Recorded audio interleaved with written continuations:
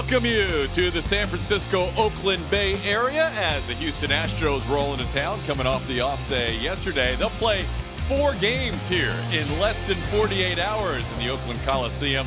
Tonight, they kick off the 4-game set with Collin McHugh on the mound. Best record in the American League, the Astros just 2 games ahead of the streaking Cleveland Indians.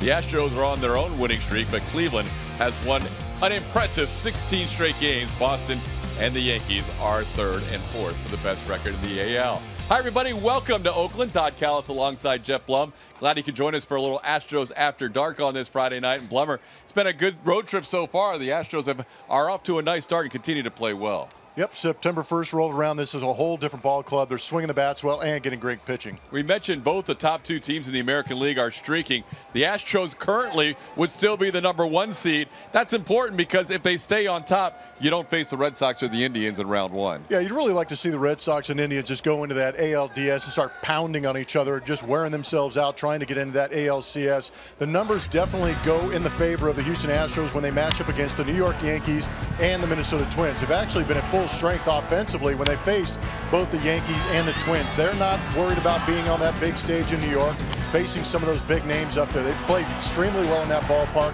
And when you go into a playoff series, it's always nice to have that good vibe going. They have scored 6.14 runs per game against the New York Yankees. The crazy part is during this 7-game winning streak for the Astros, they have gone from a 3-game lead to a 2-game lead over the Indians, who won yesterday during the Astros off day and have already won today before the Astros start their game with Oakland. We'll have more as we come back to the Oakland Coliseum. Get ready for the first of this 4-game series. Joey Morales will talk about how that Seattle series really kick-started the road trip.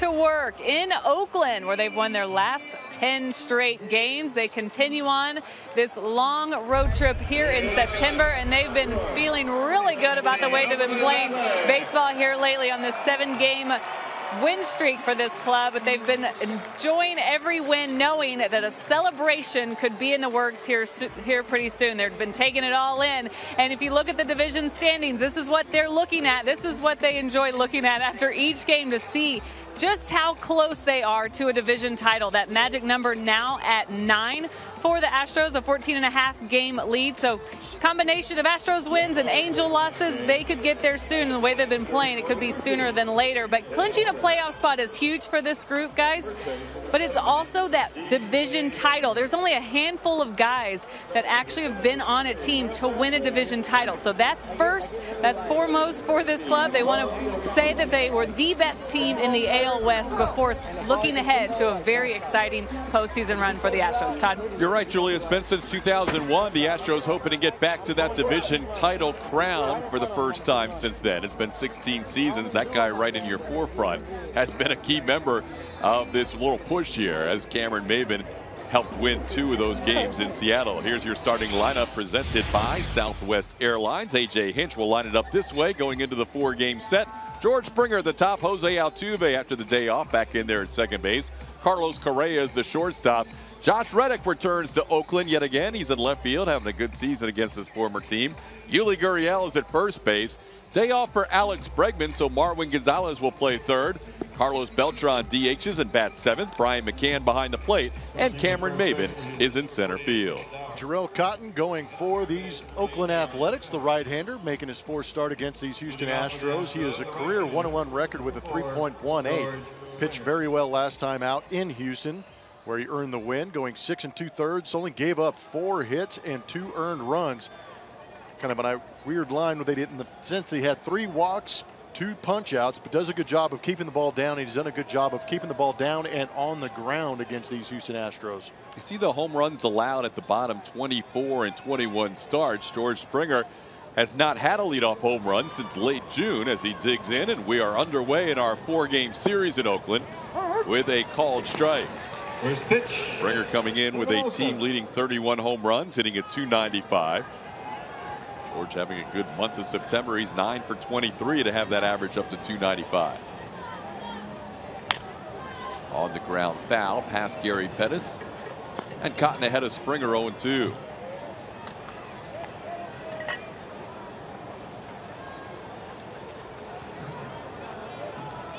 Astros kicking off this 4-game set with that big lead that we showed you in the AL West. Magic number is 9 over the Angels. Their magic number over the Rangers is 8 and 6 over the Mariners.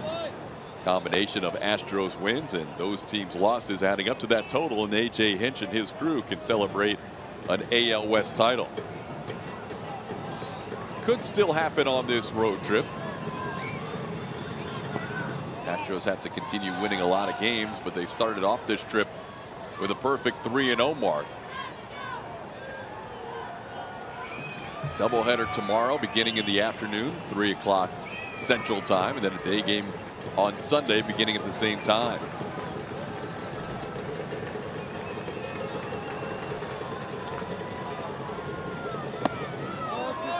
Springer, after being down 0-2, now has a full count.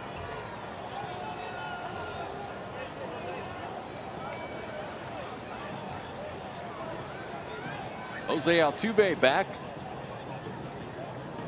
Day off on Wednesday and a scheduled day off yesterday. George fouls one back. It stays 3-2.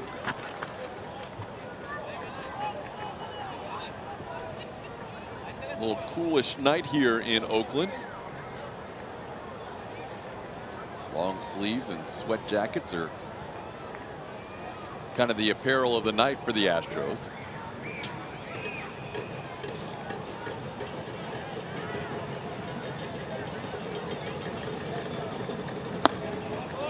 Upstairs, ball 4.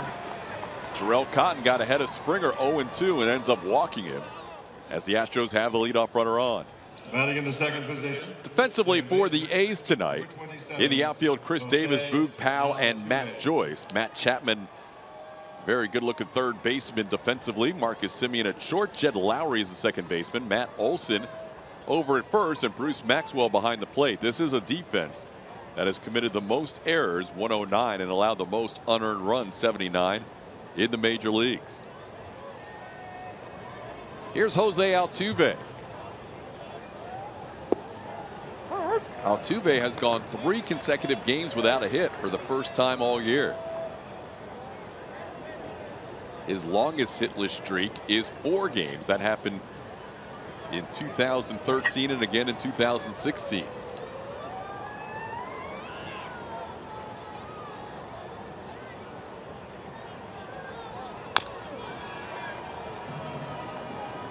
Mentioned a couple of games ago, though, Jose would have to go into an 0 for 50 to lose his lead for the batting race. He is that much further ahead than the next closest in the American League.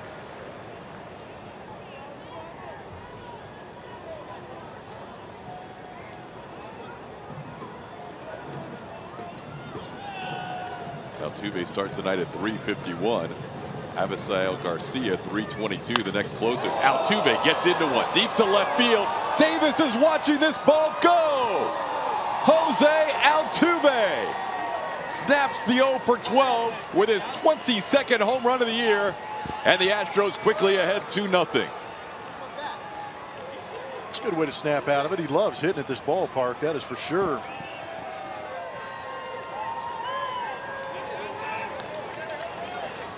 All this is going to do is reinforce AJ's thought process as far as giving days off to Altuve. Shortstop, number 1, Carlos. Jose fans traveling all the way to the West Coast as Altuve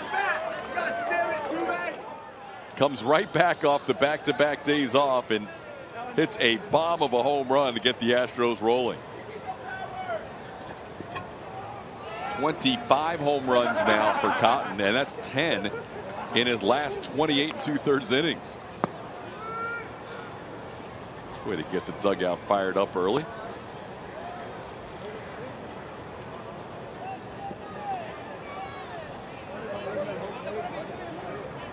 Carlos Correa will bat with a 1-0 count.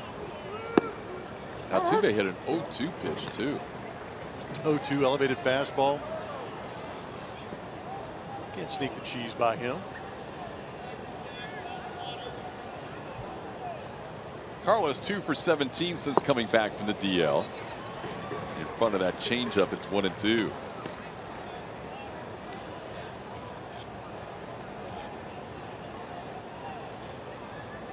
Jarrell's got a pretty good fastball, 93 miles an hour. He will cut it every once in a while.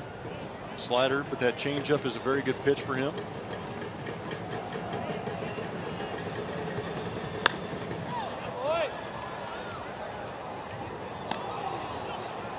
Back to the changeup, and Correa fouls it out of play. Cotton made 5 starts last year.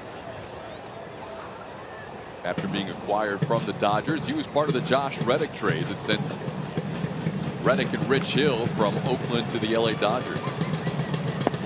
And he blows by a fastball after a couple of changeups, and Correa goes down swinging for the first out of the inning.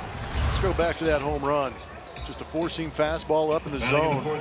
That is a mistake. It's nice as a hitter get that hanging fastball, and Altuve pummels it to the tune of a 106 off the barrel. Estimated 415 feet. It was a bomb. 106. This little exit velocity to start tonight's game for Altuve. Yeah, that's a big one. Here's Josh Reddick. These are 2 guys that were involved in that trade we mentioned. Josh, on the year against his former team, is batting .375 with a home run and 6 runs batted in.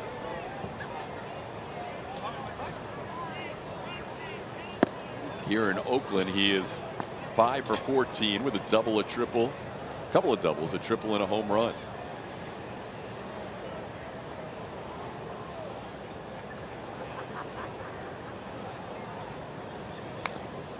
First time through, they played Careless Whisper as his intro song.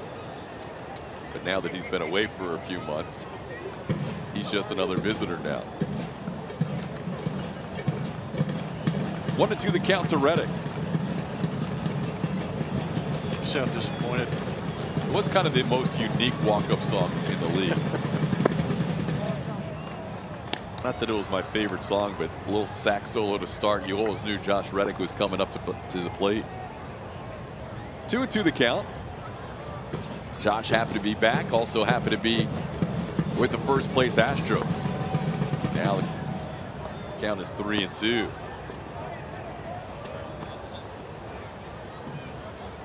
Cotton came off the DL with a right thumb blister on July 30th and has been struggling since then, although he did pitch well in that stretch, as Plummer said, in Houston. Josh stays alive, 3-2. Reddick checking with the home plate umpire is also the crew chief, Sam Holbrook. See if that pitch that he fouled back would have been called a strike.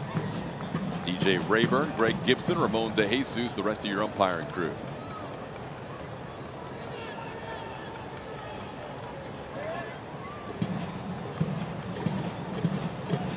Pitch 6 was the one he was asking about, the one he fouled back. May have been a little outside.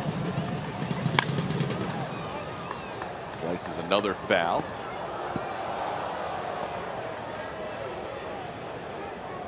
Astros jump out quickly on a Jose Altuve 2-run home run, trying to win their 11th consecutive game here at the Oakland Coliseum.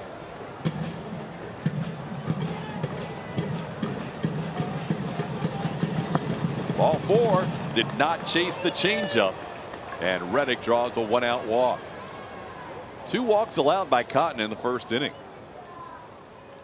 Batting in the 5th position. Command is an issue, falling behind, but not able to beat a couple of these hitters early on with fastballs and 3-2 counts.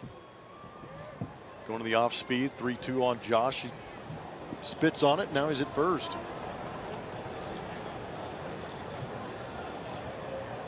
Yuli Gurriel, the batter. Yuli sends one foul down the right field side and into the crowd. Yuli coming in batting .291 with 16 home runs and 63 runs batted in.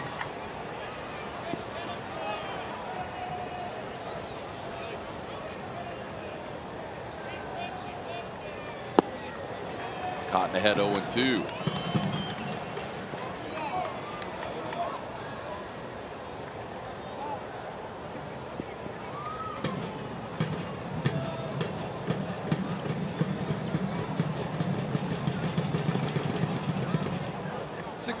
Degrees at game time at Rickey Henderson Field at the Oakland Coliseum.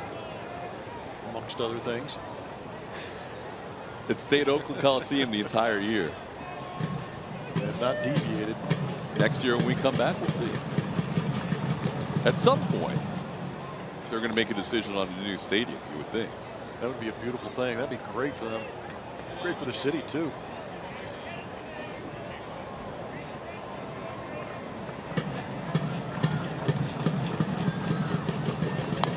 Off the end of the bat, Yuli stays alive.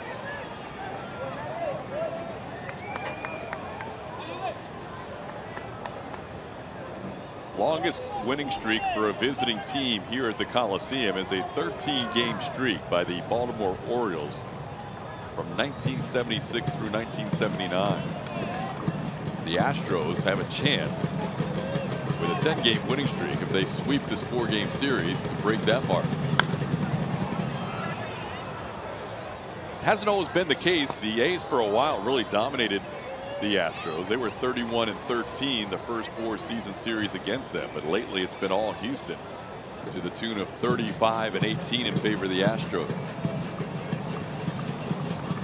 19-3 in addition to the 10-game streak. Up the middle, off the glove of Cotton, takes his glove off, and it may end up being a double play. It is. 1-4-6-3 on the double play that knocks the glove off the hand of Jarrell Cotton. But it was Jose Altuve laying into an 0-2 fastball and launching it deep to left field in one of his favorite ballparks to hit. Astros lead 2-0.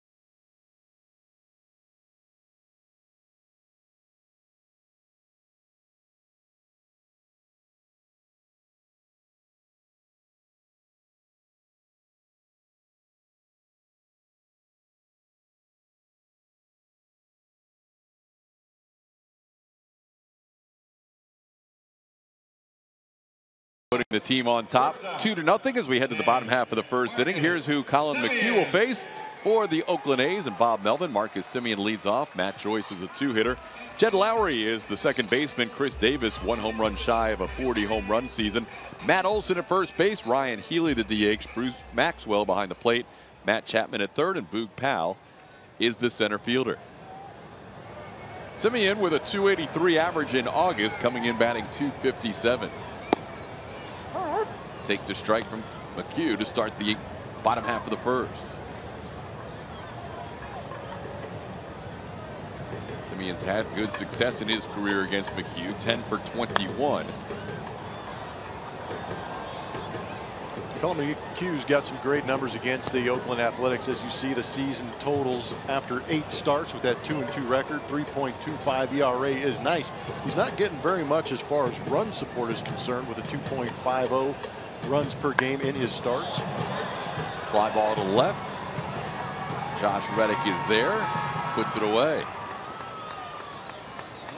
And with all this streaking going on between the Astros and A's, Colin has a 5-game winning streak against these Oakland Athletics. Right fielder. Goes all the way back to 2015. All the streaks coming into tonight point in the favor of the Astros. McHugh in September and October. McHugh against the A's. The Astros in general against the A's. Here's Matt Joyce. Yeah, poor Julie and I had to endure 2013-14 to get to this point. It's not pretty. Colin leaves one outside to Joyce. It's 1-0. During this 19-3 stretch, Plummer, it's been the pitching that is really dominant.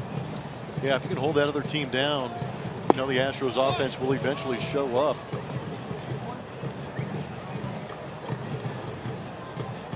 Colin McHugh gets the start tonight. This is game 4 of a 10-game road trip. 2 off days included. Off day yesterday and an off day Monday, as Joyce hits one hard to right field for a base hit. Springer tries to cut it off, and it goes all the way to the wall. Matt Joyce into second base with a 1-out double.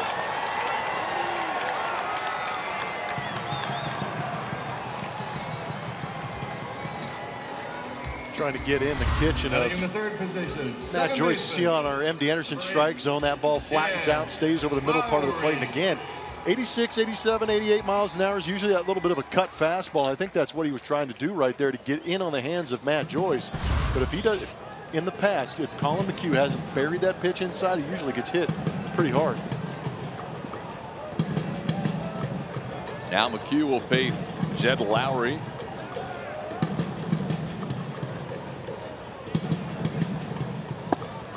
Up and into Lowry, 1-0. 42 doubles for Lowry coming in. That's tied for second in the American League. He's been better lately, hitting at .305 for the last month.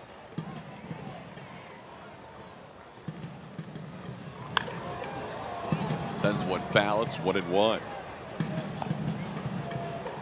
McHugh did not last 5 innings in his last start. Left that game against the Rangers at Tropicana Field with 4 2/3 innings.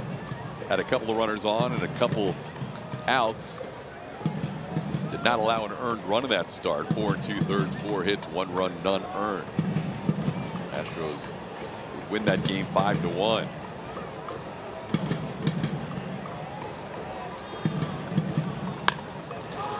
Popped in the air, shallow left field. Reddick comes in. Fans here in Oakland not used to seeing Reddick on that side of the outfield as he puts it away for out number 2. Josh played almost exclusively in right field for the A's, a little bit of center field. Left fielder. Hardly at all in left. Chris Davis. It's been a tale of 4 starts for Colin McHugh. Fresh off the DL with those 4 starts, things didn't go very good, but the last 4 have been extremely good. Making the adjustment. Fly ball percentage overall has been a little bit up from past years. But as you can see, the fly ball percentage the first 4 was extremely high for Colin.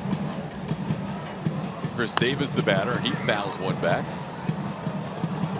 Davis coming in batting .241, but tons of production within that .241.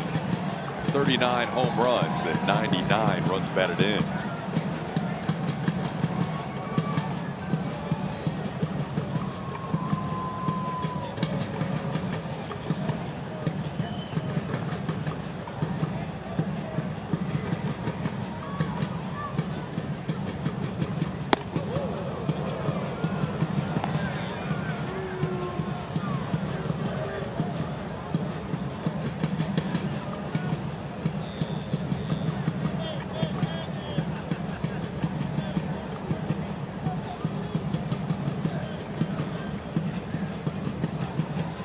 McHugh, 9th start overall since coming off the DL. And right shoulder tendonitis in the spring, and then a little elbow impingement trying to rehab. Called strike to Davis. It's 1-2.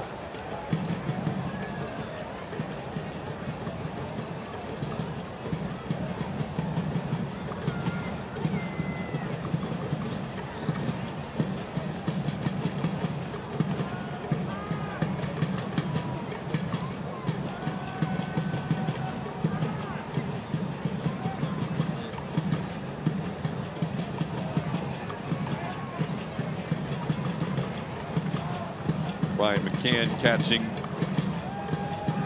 the first 2 games in Seattle, and then McCann had back-to-back days off as Stassi caught the final game in Seattle, and then yesterday's off day. Ryan back out there tonight with Colin McHugh on the mound, and we'll see how AJ plays tomorrow's lineup. Probably get a couple of guys a breather at least for one of those 2 games. Slowly getting back to full health behind the plate too. We should see Evan Gattis at some point this weekend. Breaking ball in the dirt. It's 2-2 to Chris Davis.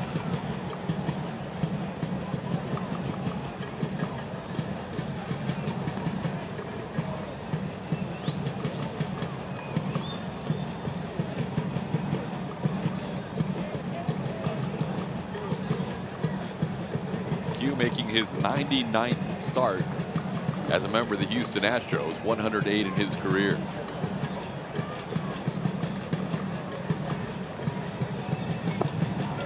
Doesn't get a chase from Davis. It's 3-2. Davis in the game Wednesday did not strike out. That snapped a streak of 22 consecutive games with a strikeout.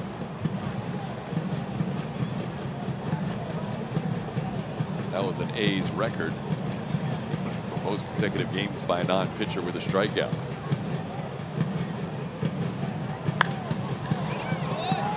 Stays alive on the 3-2 as he pops it foul. Yuli gives it a look, but it's out of play.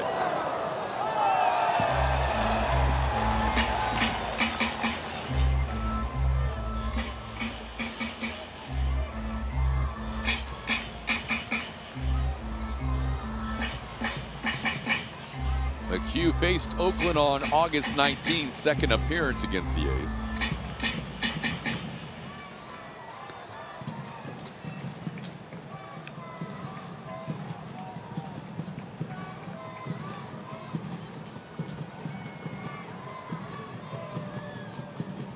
Yeah. 3-2 pitch misses. Chris Davis works a walk, and there are 2 on with 2 outs in the first inning. Be interesting to see how the Astros handled Chris Davis in this series. Really the only bona fide threat in that lineup. Ryan Healy, who hits behind Matt Olson, has 23 home runs, but at 39 home runs and 99 RBIs, he is the obvious producer in the middle part of that lineup. Here is Olson. They do have some pop up and down their lineup. They strike out a lot, do the A's, and they hit a lot of home runs. Well, that's the thing for Houston Astros pitching. I think the reason they are effective is because they know how to find those weaknesses and abuse them. But if you do make a mistake and these guys happen to catch up to it, they can drive it. Matt Olson has 4 home runs in his last 4 games.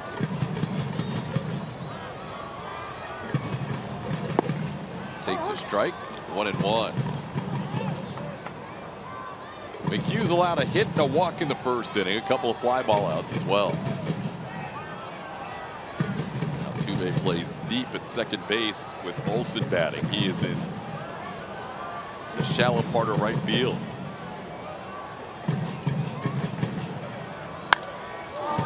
Olsen pops it up. Josh Reddick's going to get 3 chances here in the first inning. And he puts away all 3 to end the bottom half of the first. Second inning baseball. Marwin Gonzalez, Carlos Beltran, and Brian McCann do up.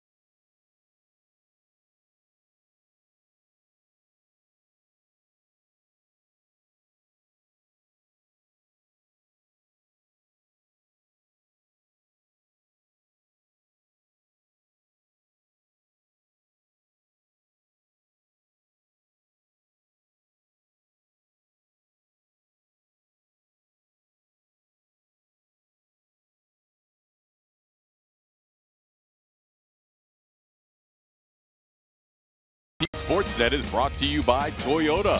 Let's go places. And by Southwest. Yes to low fares with nothing to hide. That's transparency. Sun setting in the Bay Area as we welcome you to Astros After Dark. Astros and A's second inning baseball. 2-0 Houston. Only 4 more night games on the West Coast all year for Astros After Dark. This one and then all 3 in Anaheim. Marwin Gonzalez will lead things off. It'll be Marwin, Carlos Beltran, and Brian McCann.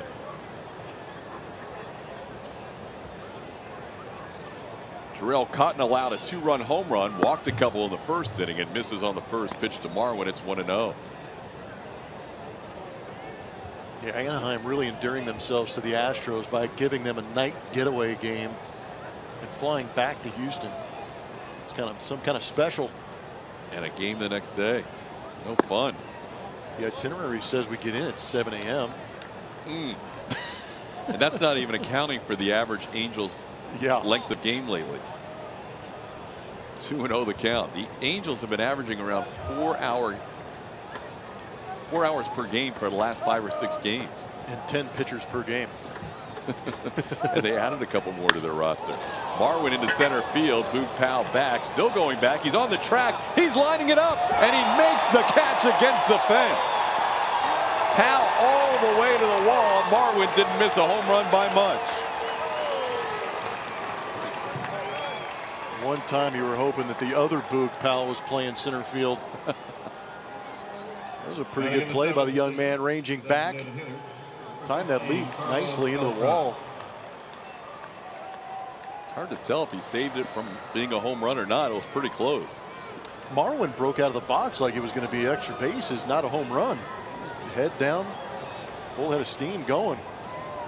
Carlos Beltran, the batter, takes a pitch for a called strike. It's 0-1. Marwin just missing his 17th home run of the year.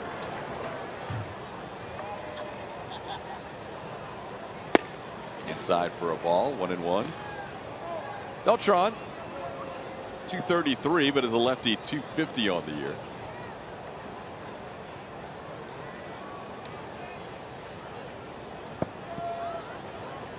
And it's 2-1.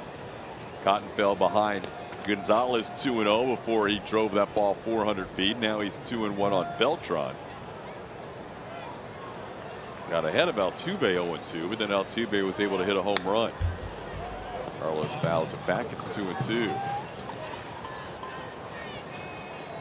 22 home runs now for Altuve. Last year he set his career high with 24. He has figured out a way to continue to hit for a high total and improve his power along the way.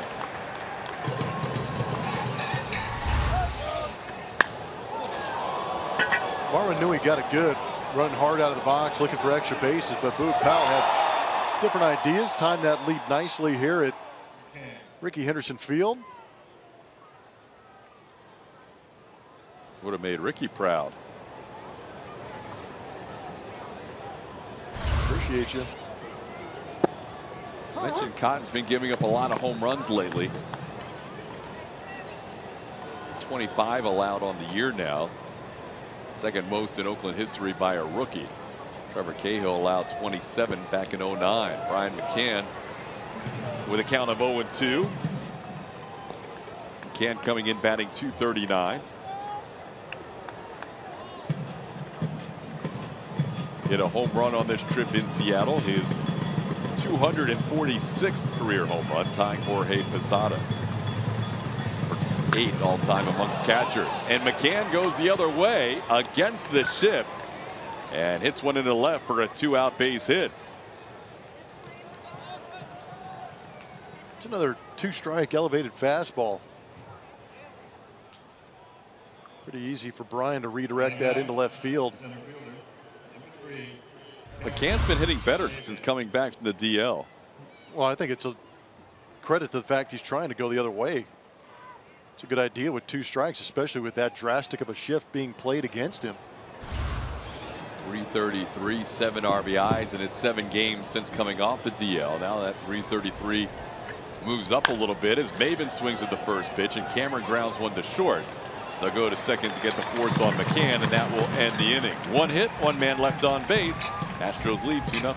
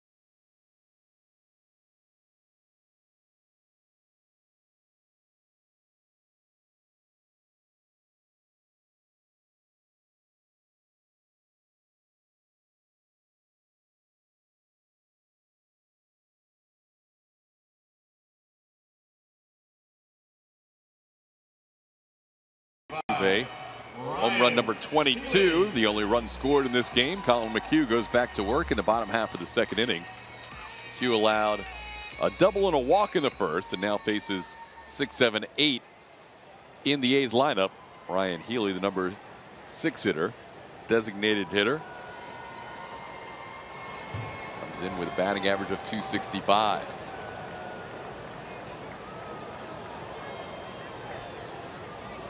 And he swings at the first pitch, and Marwin knocks it down on the short hop, gets up and throws high, and Healy will be safe. Tough chance for Marwin. He's frustrated, but he almost made a great play. Almost made 2 great plays. First was on the swing. Ball squared up. Hot corner does a good job of trying to get that short hop. And then on the recovery, almost comes up with a great throw using that arm. Smart play by Yuli. Go get the baseball first. Marwin getting a chance to play some third base tonight with Alex Bregman getting the day off. So just like Jose Altuve with the day off going in to the scheduled break. Bregman also gets 2 straight days before he will play. More than likely play both ends of the doubleheader tomorrow. Here's Bruce Maxwell. Maxwell, the catcher, batting .342 his last 11 games, and he has hit well against the Astros this year, 7 for 16. McHugh ahead of Maxwell 0-2. When you play games at the Oakland Coliseum, you know you're going to hear a lot of noise during the course of the game. Yeah, and it's not us. Well, they'll hear that too. We hope they don't have us on mute. But the continuous drum beats and the fans out in the outfield have their own little percussion section. I don't know what you're talking about. You don't hear it? You're just locked into the game? Yeah. That's not even. Not until now. Now you brought it to my attention. I got to pay attention. I just want to figure out what the beat is. Like, are we going for something here, or are we just banging away? Combination. It's a little rhythmic, but swing and a miss. McHugh gets Bruce Maxwell down on strikes. First strikeout for Colin.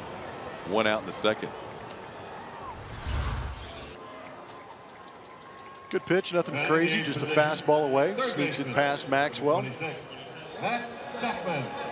I think it helps them keep warm out there too. And you ain't lying, right? Keep that movement, to keep that blood flowing.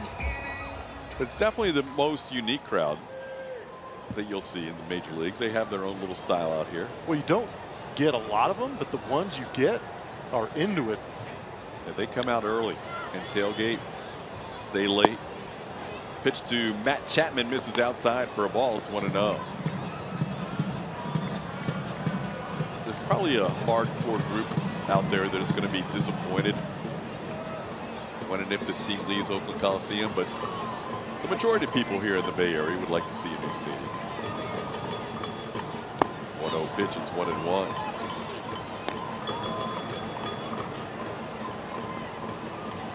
They would take that into consideration. You build a new stadium and it's going to be an obvious upgrade from this place. Do they leave a section out in the outfield bleachers that would accommodate big hats and drums? You would think so. And flags. They got the flag bearers on the left field side and the drum guys on the right field side, but there's also some instruments on the left field side too. So all the right field group was hoping to see Josh Reddick, and then all of a sudden George Springer pops up there. Since Reddick's playing left tonight, had to disappoint them.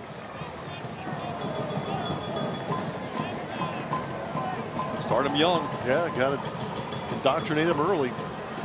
1-2 the count to Chapman. Colin tried to shoot the corner and just missed. It's 2-2. So far that fastball is looking good on the edges. You got Maxwell to chase one just off the edge. This one trying to paint a little bit. Chapman, another one of those young players getting a chance to play on a regular basis, has struggled lately, 5 for his last 31. And he gets into this one deep to center field. This game is tied. Matt Chapman hits his 11th home run of the season. And he has tied this game at 2.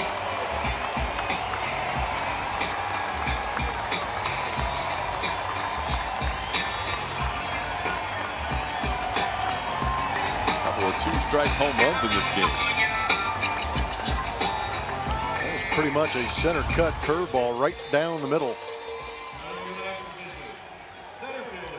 Chapman does a good job of staying back on it and elevating to deep left center field to get those 2 runs back.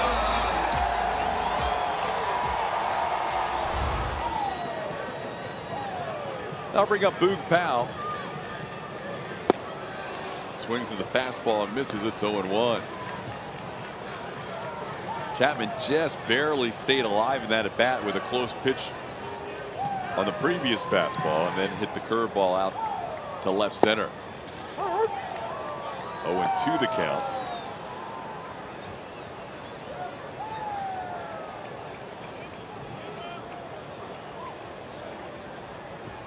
First home run Chapman has hit in his career against the Astros.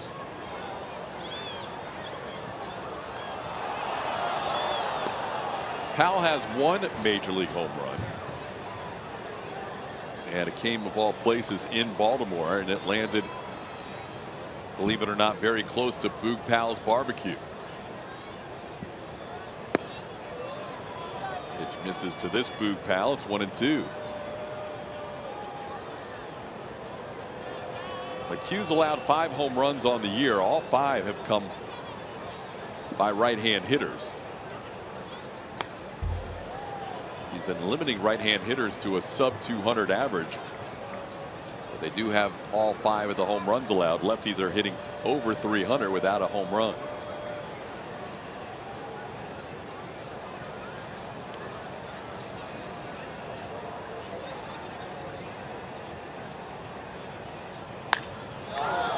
Left field. Reddick is there. Josh, who made 3 catches in the first inning, puts it away for out number 2. Stick around after next Friday night's game for the best fireworks show in town, presented by Occidental Petroleum. Next week's Friday night fireworks display will be synced to superhero-themed hits. Visit Astros.com/fireworks or call 1-877-9-ASTROS for more info. It'll be nice to get home for consecutive series. Hasn't happened in a while. You ain't lying. Astros able to get back briefly for that 3-game series against the Mets. They will play a string here of 16 out of 19 away from Minute Maid Park. They aren't all road games because 3 of them counted as home games at Tropicana Field, but a lot of time spent away from Houston during this stretch. Marcus Semien, the batter. Semien flied out to left his first time up. And a strike called. It's 0-2. Infield single and a home run in this inning has tied the game at 2 for the A's.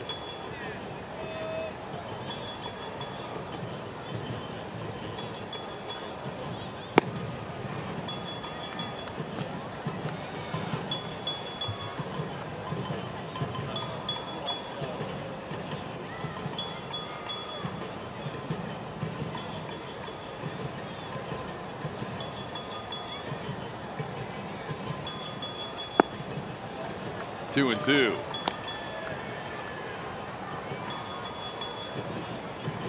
Sounds like they've mixed in a little cowbell for you. Always could use more cowbell. Always. Now you can hear it. Yeah. I'm tuned in. 2-2 on the ground. Correa charges and makes the play for the final out. But Matt Chapman hits a 2-run home run to tie this game at 2. Third inning baseball coming up with Jose Altuve due to hit second.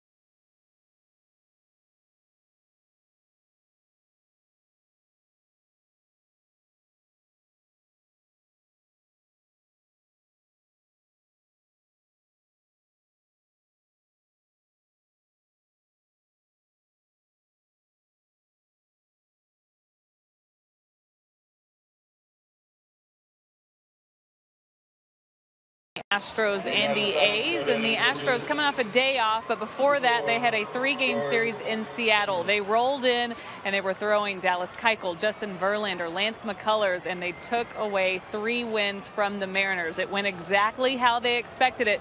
This team is expecting to win every single night. There's a new level of confidence that the club has reached here lately. Several guys saying that there's just a good energy and vibe in the clubhouse since everything happened here in the last week and a half or so, and they're all kind of feeding off of that. But this team, guys, can be so dangerous if they continue to play loose, and they know that. And Blummer, I wanted to ask you, when that happens, what does that do for your play on the field when you have that good vibe going on in the clubhouse? Good vibes are awesome, and it makes everybody that much funnier. It makes everybody a little bit more happy.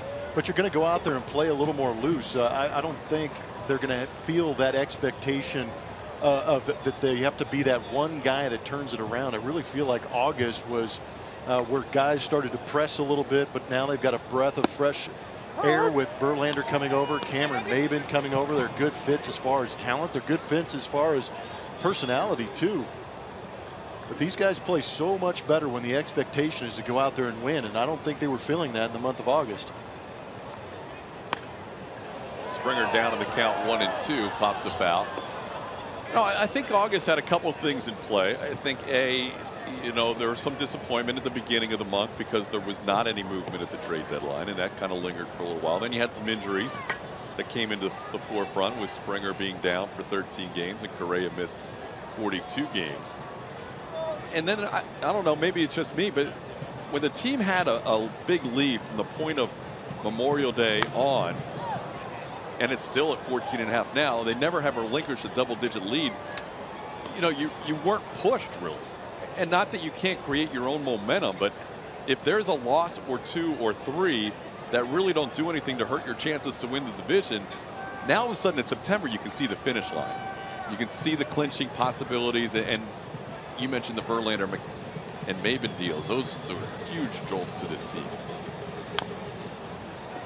Well, I just feel this team knew they were playoff ready, but now they might be thinking a little bit further than the first round of the playoffs with those couple of additions, and as well as they're swinging the bats. We talked a little bit about this during the off day. I think that series in Chicago was kind of like the epitome of how things had fallen off in the month of August. They went in against a White Sox team in Chicago that had lost 20 out of 23 games, and they were swept. And they really were outplayed by the White Sox in that series, as George sends one deep to the hole. No chance, Simeon. Nice play to keep it on the infield, but with George's speed, he didn't even make the throw. So George has been on base twice with a walk and a single.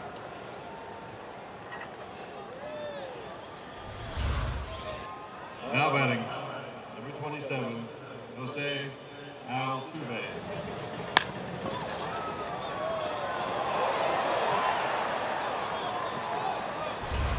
George getting that batting average up close to 300 now, 10 for his last 24. And here's Jose Altuve. Altuve hit an 0-2 pitch over the wall in left field into the stands for a loud home run, his 22nd on the season. Altuve's now at 74 RBIs. Altuve has 74. Reddick has 74. Springer has 75. And Marwin has 78. Oh, Chapman with a brilliant play at third. They're only going to get one, as Lowry couldn't get the ball out of his glove. I do not know how Chapman caught that smash off the bat of Altuve. Some matrix going on down at third base. That ball was ripped. Chapman playing in. Not an easy hop either. Kind of jumped on him a little bit.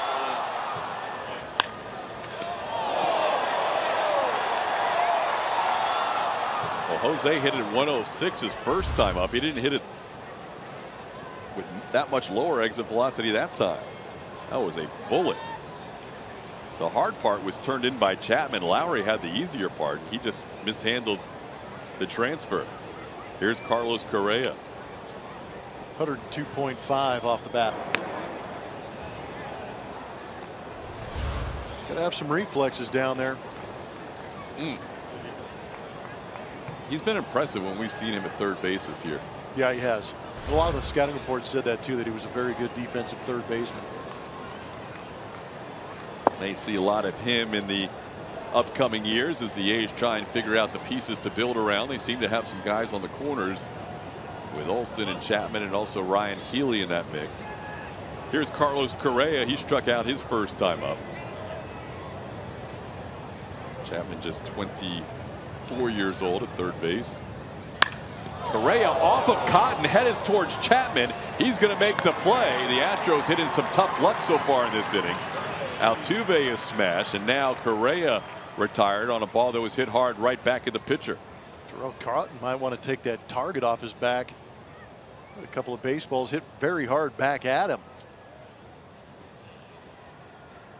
Really would have been nice to see Carlos Correa sneak that one up the middle. Scuffling a little bit right here, but on the deflection, Terrell Cotton gets the out.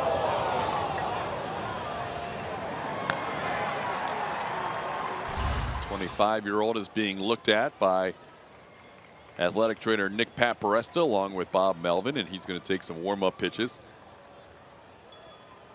What? 109.7 miles an hour off the bat of Carlos Correa. Are you kidding me? 109 off the opposing pitcher Terrell Cotton.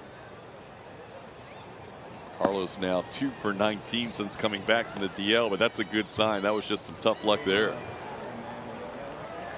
Cotton says he's okay. Now batting, number 22, Josh Reddick. Back to him pretty quick. It's hard to tell what it ricocheted off. Luckily for the A's, nothing too serious, even though it was coming in pretty hot.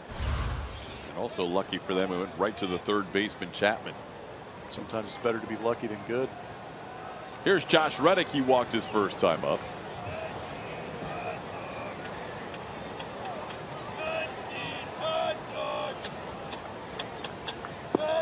Cotton delivers off speed for a strike. It's 0-1. Josh batting .313, fourth in the American League, behind Altuve, Avisail Garcia, and Eric Hosmer.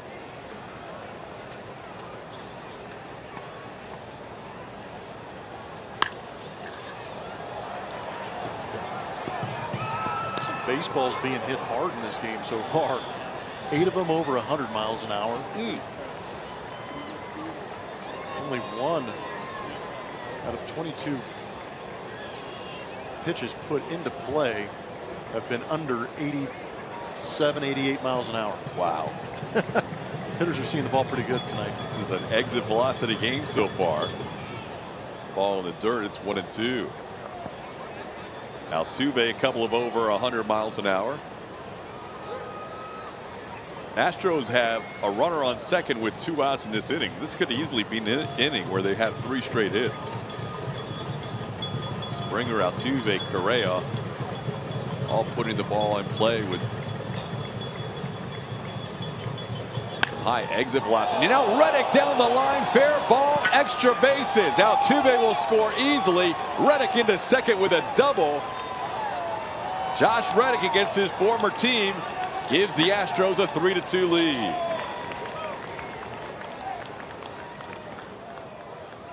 Swung the bat extremely well back home 10. in that brief 3-game series against the New York Mets. He was 7 for 12 in that New York Mets series. In Seattle, 3 for 7, and here it's a breaking ball, which probably felt like he saw for days. Took his sweet time, let it travel. You know, you'll see some guys make mistakes, swing late, and find it inside that left field line. It really looked like he was trying to do that. Yuli deep to left field. This ball is gone. Yuli Gurriel with a 2-run home run. And just like that, the Astros lead it 5-2.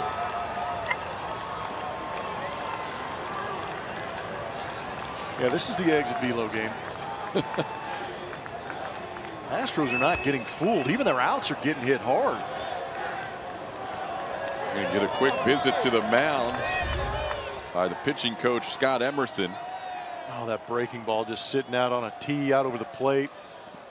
Yuli doing a good job of recognizing and letting it travel. And when he decided to put the barrel through it, he drove it.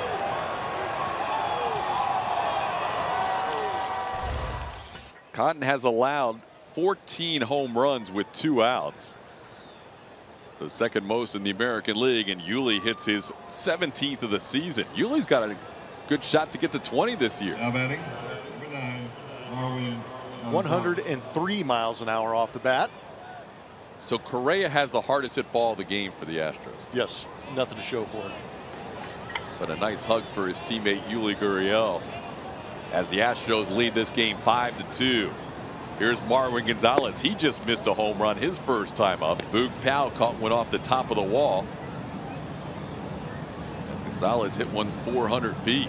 Some see it as a hug. Others see it as a guy that's trying to get some of that warmth and steal it from him. So how far did you think Yuli's home run went? Not far. Just because it's, what, 3:30 down the line here. Yep. And the reason Blummer's asking me this, in case you're just watching, if you missed the Seattle series, is there's a couple with Yuli that I thought were undersold, the one in Seattle in particular. I'm going to go with 350. Man, grossly underestimated. 406. Really? Where did that land? 103 miles per hour off the barrel. Okay. 26-degree launch angle. That's pretty much prime condition. I thought it landed 406. I thought it landed only about 10 or about 10 rows up, almost underneath that second deck. That was a bomb. Okay, sorry, Yuli. So I overestimated him in Seattle and underestimated him here in Oakland.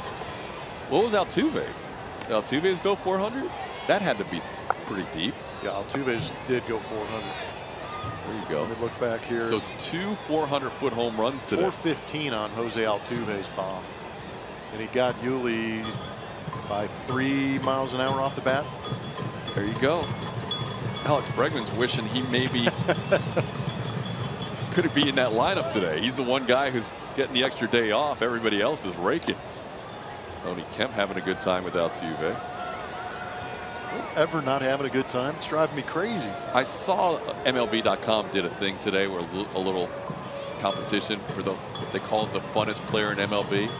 The most adorable? The funnest. The one that you want to see the most. Either based on how he plays the game, how he interacts with his teammates. Springer should have been in that contest, by the way. He wasn't. But Altuve is the Astros representative, and he's going head-to-head with Mookie Betts. So if you go on to MLB.com, you can vote for Altuve. Well, this is pretty fun right here, watching Yuli rake the baseball. He had a bomb in Seattle, and here he starts off this series in Oakland with a big-time bomb to left. La Pina in flight.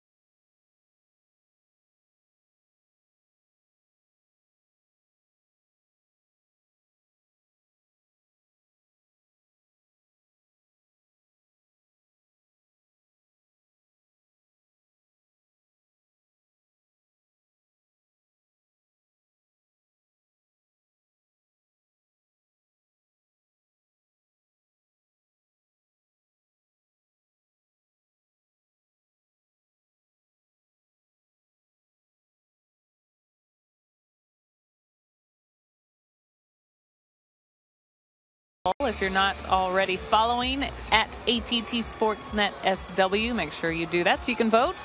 We asked you today, how important is it for the Astros to finish with the American League's best record? Very or somewhat? Maybe not at all. Right now with a 2-game lead over the Indians. The Indians are on fire. It's true as that is, it might be an understatement. They won again. 16 in a row now. And another shutout. Yeah, Clevenger has 3 shutouts. He hasn't given up a run in 3 starts. 5-0 shutout today against the Orioles as we head to the bottom half of the 3rd inning, and Matt Joyce leads off against Colin McHugh. 16 in a row for the Cleveland Indians, the most since these A's won 20 in a row about 15 years ago. They are on some kind of streak, are they, in Cleveland right now? Today shutting out the Orioles. Other games that the Astros are watching in terms of when they might be able to clinch the AL West. The Rangers are up big on the Yankees, 11-5. Yankees led that game early. The Rangers have put up some big offensive numbers in that game. Joyce to center field. Maven goes all the way back. He is at the wall. He's on the wall. And it's over the wall. Matt Joyce with his 23rd home run, a career high season in home runs, and it's now a 5-3 game.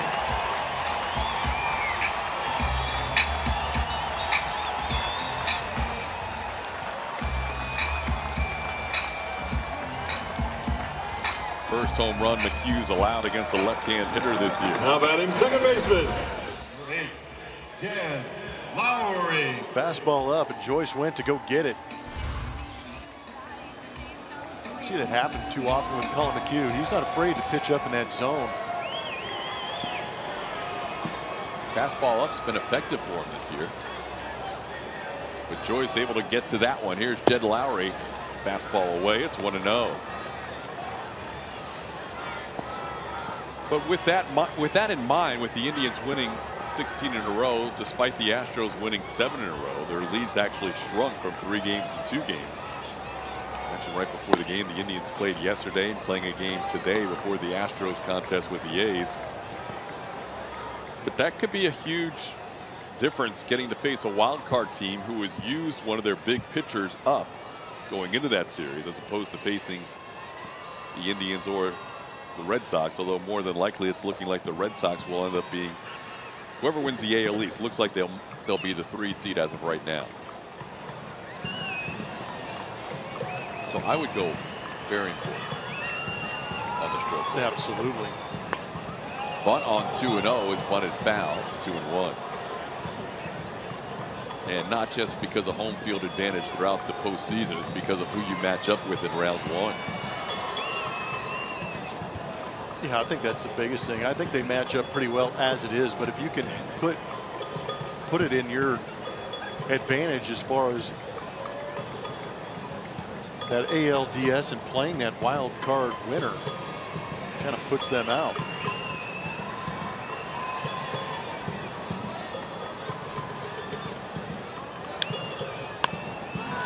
Ball popped up, shallow right, Altuve out, Springer on. Springer looking at Altuve, and Jose finally makes the basket catch. Not sure if Springer ever saw that ball, as Altuve had to go all the way out to the outfield for out number 1. Yeah, you can tell neither one of them wanted to have contact out there. Good job by George recognizing that he was just going to let Altuve continue on with the play.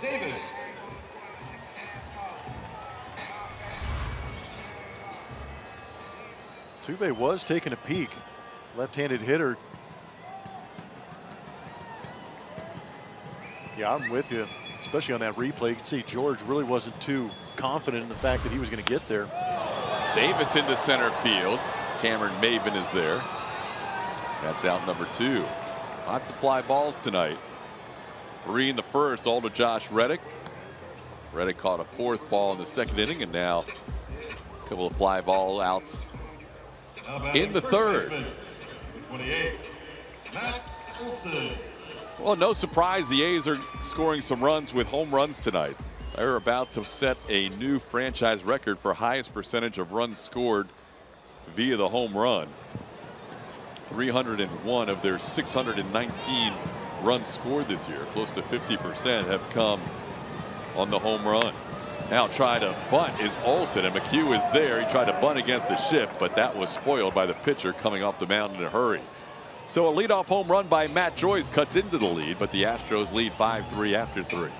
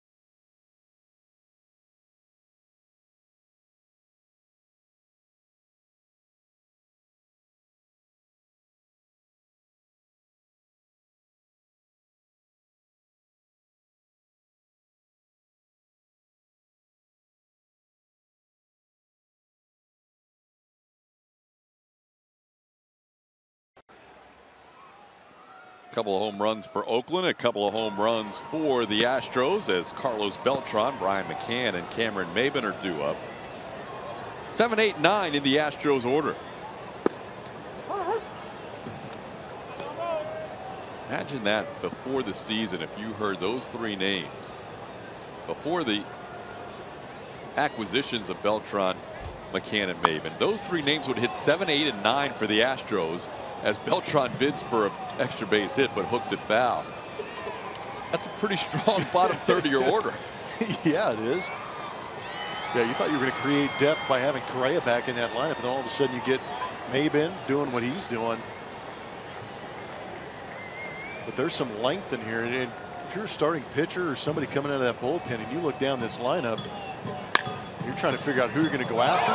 It's not too many names. Great stop by Simeon. The Astros continue to hit the ball with authority, but the A's have made a couple of good defensive plays, including a great diving stop there by Marcus Simeon. That was Carlos Beltran could have used that too. Have that one get by him, get that confidence rolling a little bit.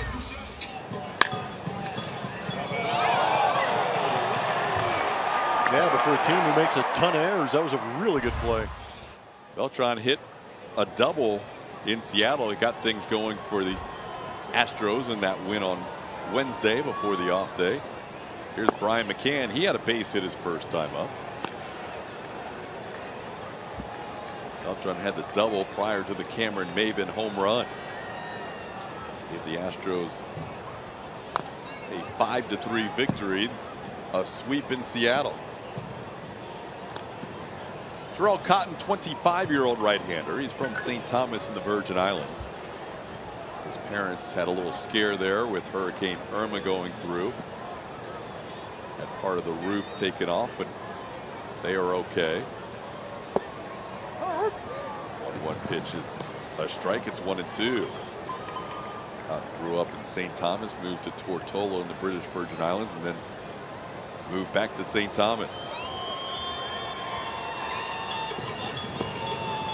Now everybody that has places in the state of Florida a little concerned with that hurricane heading towards the Sunshine State.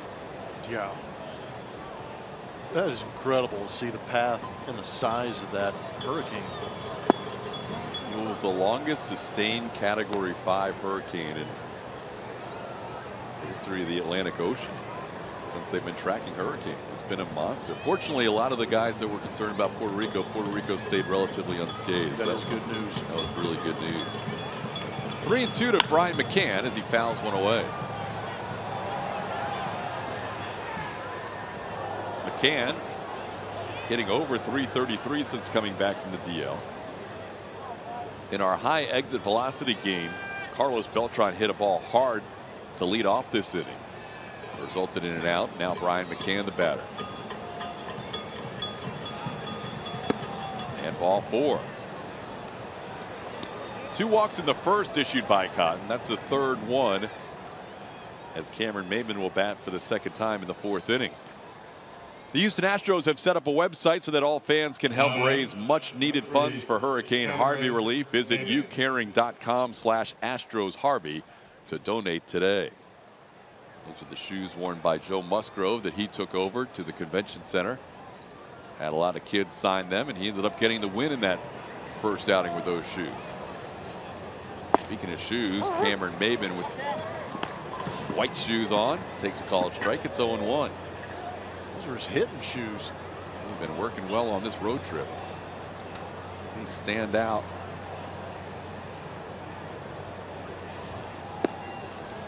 Cotton drops in a breaking ball. It's 0-2.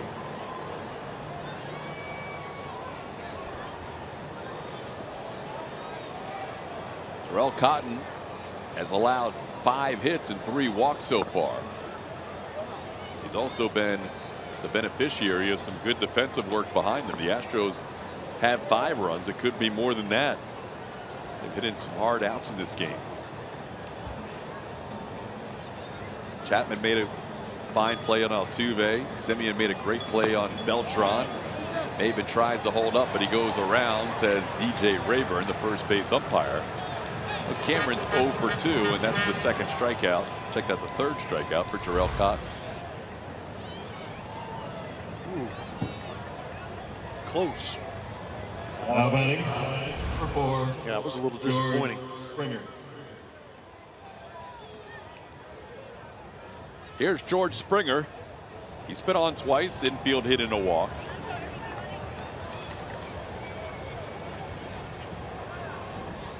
Springer has scored a run in this game. That gives him 97 on the year. Jose Altuve has scored 2 runs in the game. That gives him 97 on the year. Both guys are tied for second in the AL behind the Yankees' Aaron Judge. Springer down to a knee on the foul ball. It's 0-2.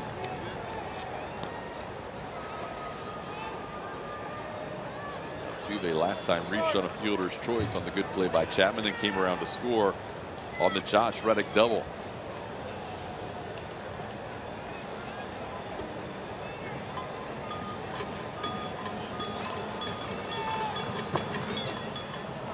One and 2 the count. Astros have put up 80 pitches on Cotton here in the 4th inning. 78 on our count, 80 on the count here at Oakland Coliseum. Either way, they like that pitches per inning pitch ratio. Line drive towards second, caught by Lowry. That'll do it in the 4th. Walk, 1 man left on base. We're through 3.5. Astros lead at 5-3.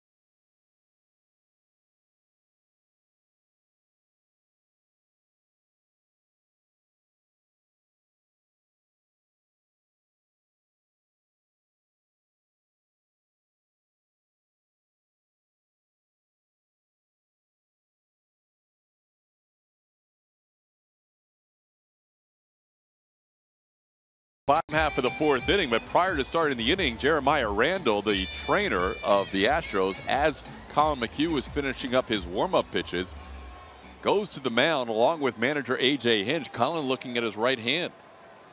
Blister? A blister is what put his opponent, Terrell Cotton, on the disabled list earlier this season. And you could just see A.J. Hinch say Phillies. If I could read his lips, that means Colin McHugh's night is over. That's disappointing for Colin. Yeah, it is. 5-3 lead, had allowed a couple of home runs, and was just making his 9th start since coming back from the DL. And apparently something on his right hand, we're going to assume a blister, is taking him out of this game. He started his warm-up pitches. Jeremiah Randall went to the mound along with A.J. Hinch, and McHugh's night is finished. We'll tell you about Michael Phillies when we come back.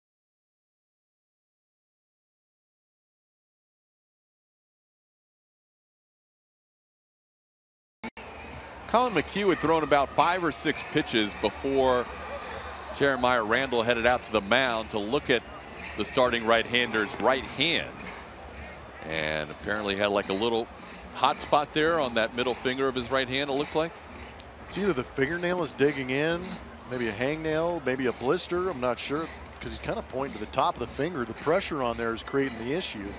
And then he's showing AJ Hinch how he had trouble gripping the baseball. So that's unfortunate for Colin McHugh, who has to leave the game. We'll get an official update from him out of the clubhouse once we find out. And in the interim, Michael Feliz had as much time as he wanted to warm up. He's the new pitcher. His numbers on the season after 42 appearances. He was just recalled from the 10-day DL. He missed 34 games due to right shoulder discomfort. Made a couple of rehab appearances with the Corpus Christi Hooks and the Fresno Grizzlies, or Tacos, depending on what day it is. It's good to have that live right arm back in there. Fastball, slider. He's having some issues commanding the slider when he went on the DL. So Feliz will face Ryan Healy as the first batter. And Healy takes one down low for a ball, 1-0. Astros just adding Feliz. He'll face Healy, Bruce Maxwell, and Matt Chapman. Feliz was the starting pitcher in Game 1 of the Quad Cities series, that same series that Evan Gattis is finishing up his rehab with, the only team at the highest level still playing postseason baseball for the Astros. Fresno missed out. Corpus had a great run, but they missed out on the postseason. That ball's hit hard to center field. Maben comes in and will play it on a hop. Ryan Healy is 2 for 2 as he lines a single into center. Some indiscriminate barreling going on in this game. Rockets all over this field from both teams. Healy hit a smash his first time up that Gonzalez gloved on a short hop, but was unable to make the play as he knocked it down. So now Feliz will face Bruce Maxwell. Colin McHugh's line ends up being 3 innings. Colin allowed 4 hits, including a couple of home runs, and 3 runs. McHugh walked 1 and struck out 1. So now it's up to Michael Feliz with a 2-run lead. Astros have plenty to choose from in the bullpen, but Feliz is a guy that can give them multiple innings. When he started that game in the minor leagues, he only pitched the 1 inning. They just wanted to get him work, so they made him the starter to control his warm-up and get him out there.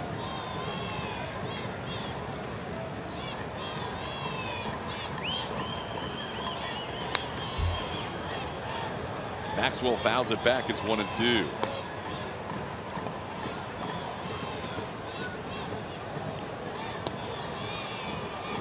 Last appeared with the Astros on the final day of July.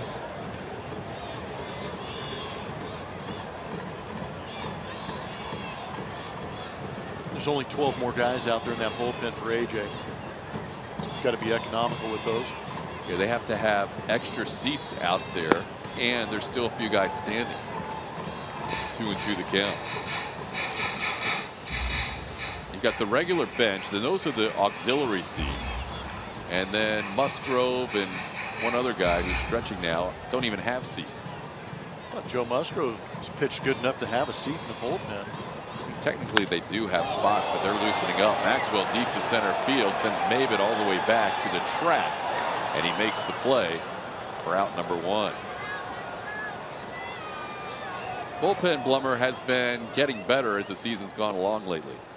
Yeah, they were getting roughed up. And remember, early on, they were getting not abused, but they were being used a lot. And then you saw June, July, those numbers spike a little bit, and that's when a couple of the guys in the rotation had gone on the DL, and you remove Brad Peacock from that bullpen, put him in the rotation, and then you're starting to rely on some guys you don't normally rely on, maybe fatigue sitting in a little bit too. But these guys are rounding back into form, and they should be in good shape down the stretch, especially when you add a guy like Justin Verlander to the mix with Dallas Keuchel, who have a tendency to go 6+ innings every outing.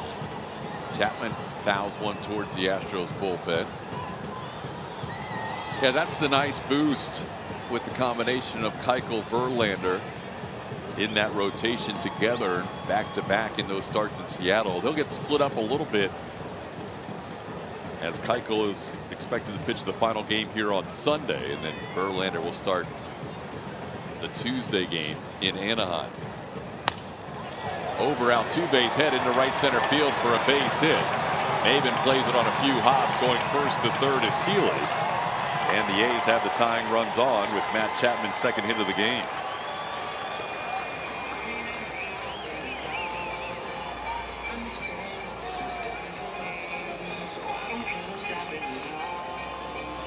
Now batting center fielder, number 3, Boog Powell. Well, Feliz has allowed a couple of hits in this inning. He'll now face the left-hand hitting Boog Powell. More bullpen action going for the Astros. Lefty Tony Sipp is starting to warm up.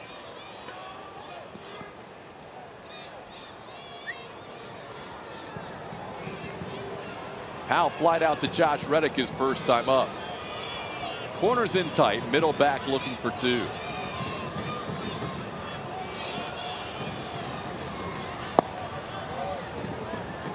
Powell, a speedy outfielder, tough to double up, takes a pitch outside for ball 1.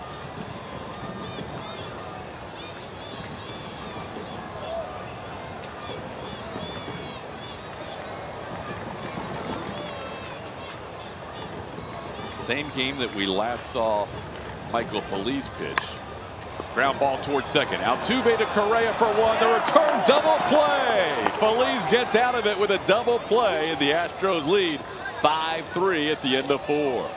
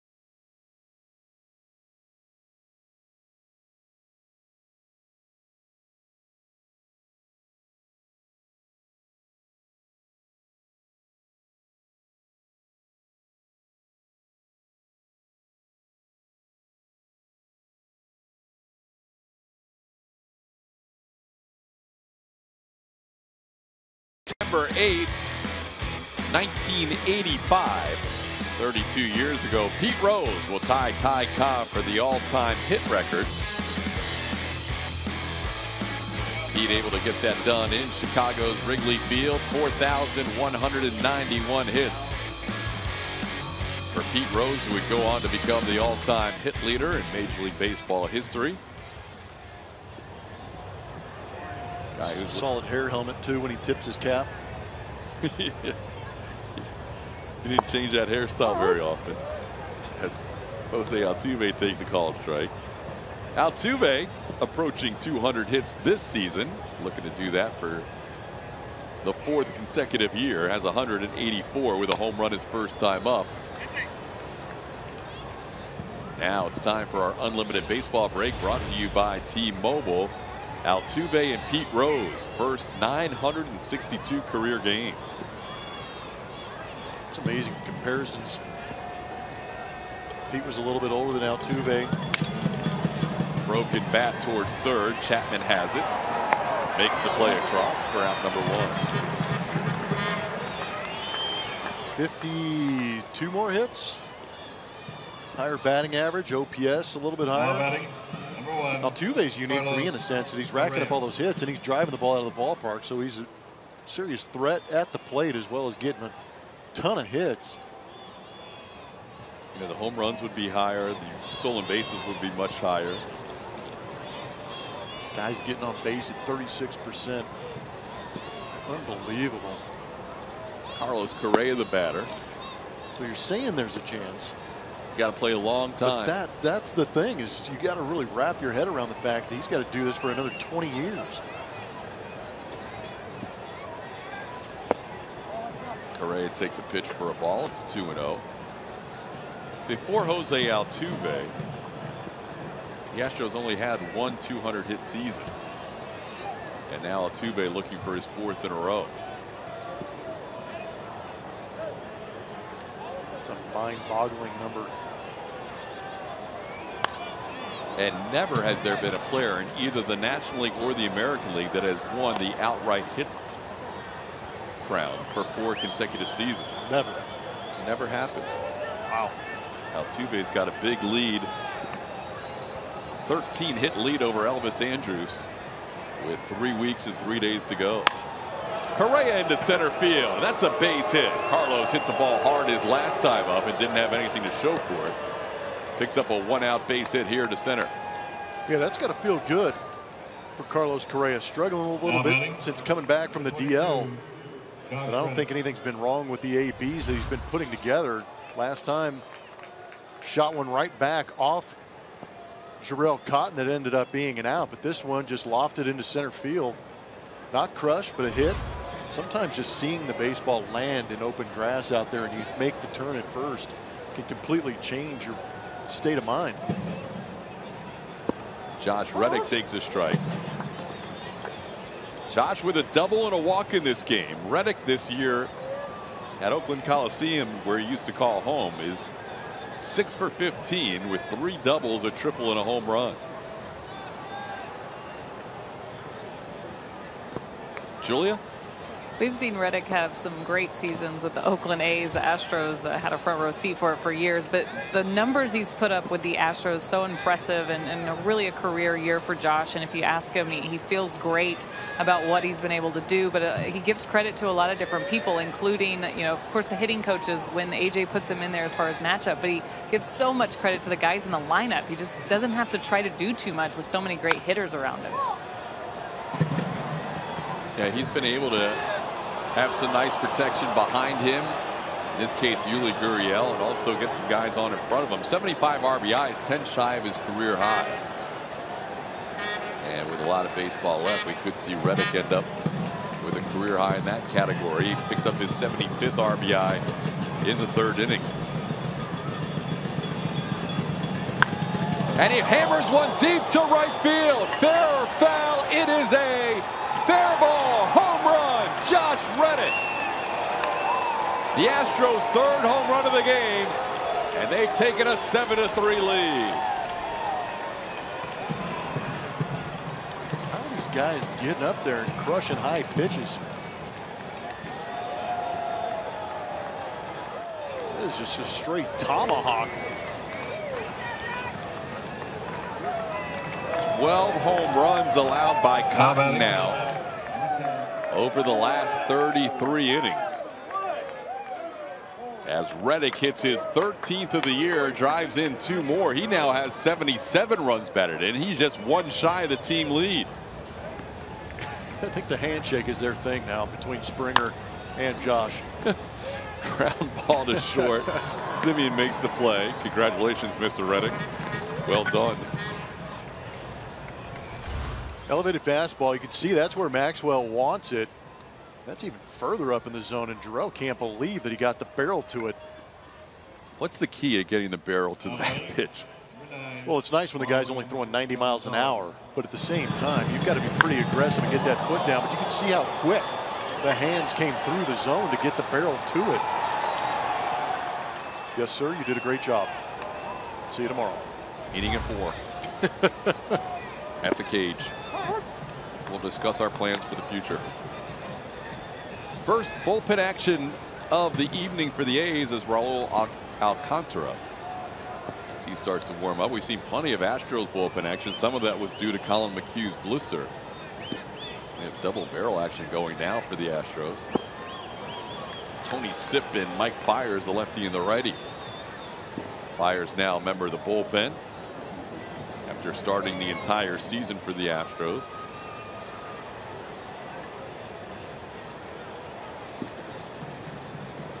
Oh, and 2 the count to Marwin, who hit one about 400 feet his first time for now, then flied out to left. A Reddick season here in Oakland. Revenge ABs, you like to call them. Love them. 7 for 16 in Oakland this year. 3 doubles, 2 home runs, and a triple. Yeah, revenge ABs are good, but it was more of a situation where Josh literally played himself out of Oakland. There was no way they were going to be able to afford him, and he had an opportunity in watching from the opposing dugout for a couple of years to see what the Astros have been doing, and he wanted to be a part of it, and he has been an extremely good addition to this ball club.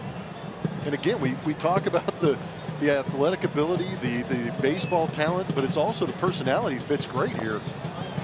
Marwin goes down swinging. He'll get tagged by Maxwell to end the inning. Cotton picks up a strikeout to end the 5th. Josh Reddick reminding the fans here in Oakland what they're missing out on now, doing it in that orange and blue.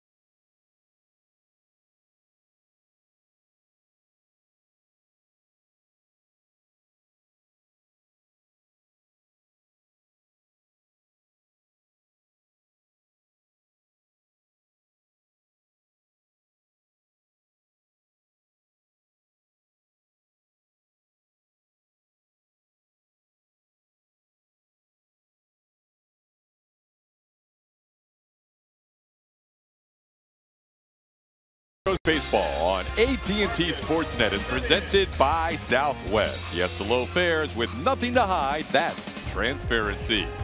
And by Shoppa's Farm Supply, your John Deere dealer along the Gulf Coast. Come by one of our 8 area locations. Shoppa's, all things John Deere. From Oakland, the Astros leading 7-3, bottom half of the 5th inning, and a new pitcher on for the Astros. Tony Sipp delivers a strike. He'll face the top of the order, Marcus Semien, Matt Joyce, and Jed Lowry.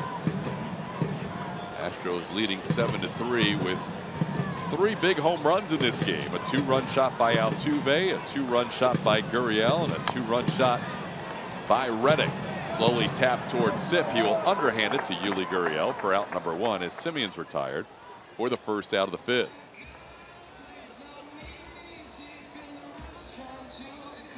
Tony Sipp went on the DL with a right calf issue. Last pitched July 31st against the Tampa Bay Rays when an inning gave up an earned run.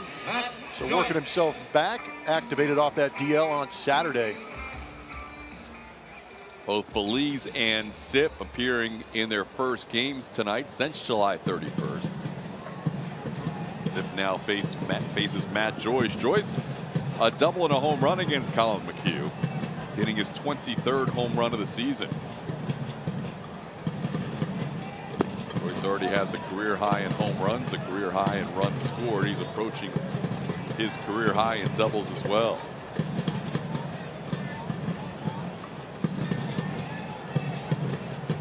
He is 29 now. His career high is 32. Takes a pitch for a ball. It's 2-0.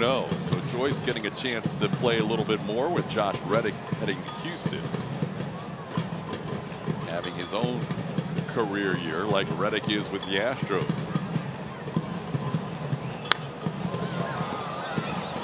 Hooks one foul. It's 2-1.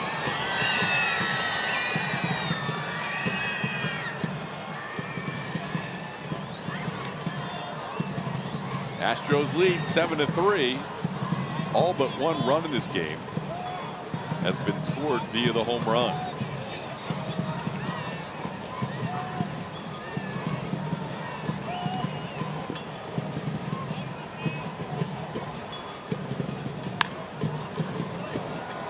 Sip gets in on Joyce. It's 2-2.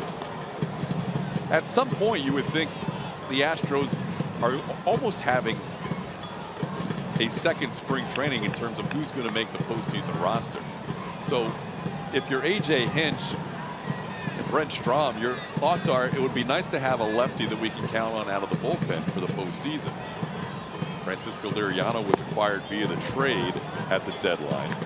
And Tony Sipp also wants people to remember about him. He has not had a chance to pitch as much as Liriano recently. But these 3 weeks and 3 days will go a long way to determine who in fact is that lefty out of the bullpen, assuming they do keep a lefty for the postseason roster. Sip just missed on the 2-2 pitch. The 3-2 is fouled as Joyce stays alive.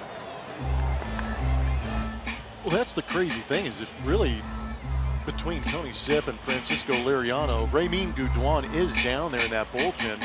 See him on the right-hand side, sitting alongside Francisco Liriano.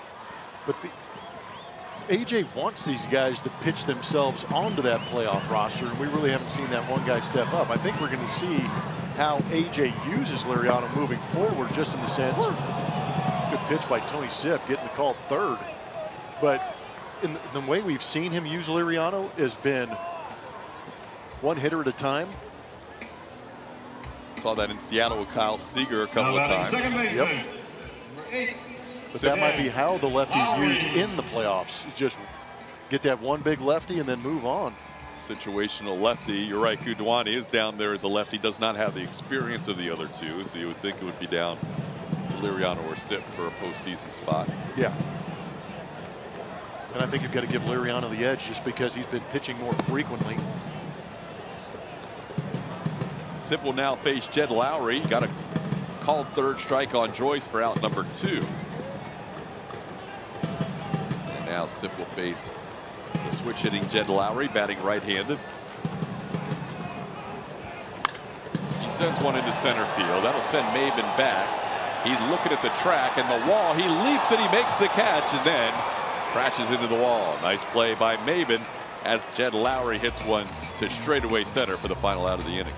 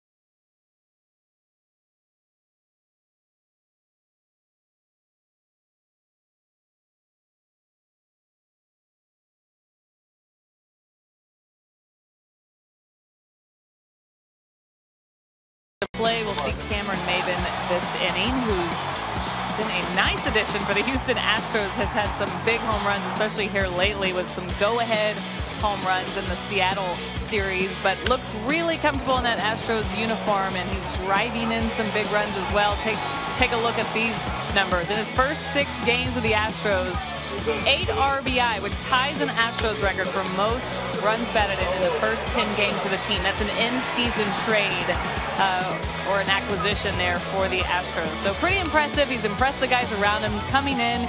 He knew he wanted to make an impact. He takes a lot of pride in his defense. We've seen that already. His speed, of course, but the offense for him, we've heard a lot about how he's ready to do anything for the club and will take advice when he needs it. And he's already had the hitting coaches work with him. So the things that he's done has shown that he's a true team player, and, of course, getting some more playing time now that he's swinging the bat as well as he is now, guys. All right, Julie, you have to go back to Joe Gaines of the Colt 45s in 1964, who had 8 RBIs in his first 10 games with his team as being an in-season acquisition. Cameron Maybin 0 for 2 tonight. Will bat third in this inning as Carlos Beltran has a 1-1 count. Beltran facing the right-hander in the game, Raul Alcantara. Beltran came out pretty hot in 0-4, and that would continue into the postseason. Tell you what, a couple of people tweeted after the first couple of games of watching Cameron Maybin, and they are hoping that he turns into that 2004 Carlos Beltran, stealing some bags, driving in some big runs. He's done a great job so far. Still got a couple more games to jump out in front with that RBIs in the first 10 games. 4 more to go, including tonight. Maybin did not have a home run for the Angels in his previous 37 games before the move to the Astros. Now he has 3 in 16 at bats. Beltran, who had a smash for an out his last time up, grounds out here to start the top half of the 6th inning. Alcantara gets a ground out for his first batter he faced. Here's Brian McCann. McCann is singled and walked. Number 16, Brian McCann.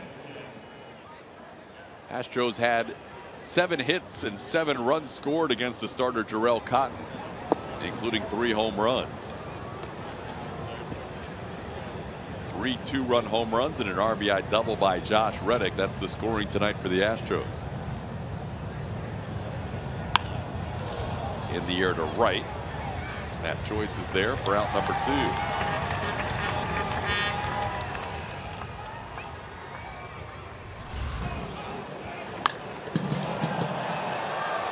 Look back at that long fly ball off the bat of Jed Lowry. Good play. Sometimes you lose track of where you're at. Team's having fun. Yeah, it fits in pretty good, doesn't he? Yeah, he gets along well with everybody. Springer business-like handshake is becoming a trend. Pitch into Maybin for a ball. It's 1-0. George is so proper. Yeah. He's so entertaining that he just went the exact other way and just said, I'm going to handshake some guys. The exact opposite of what you would expect from George. One hopper towards third. Chapman has it, and Alcantara out of the bullpen has a 1-2-3 6th inning. First time the Astros have been set down in order. We head to the bottom half. It's 7-3.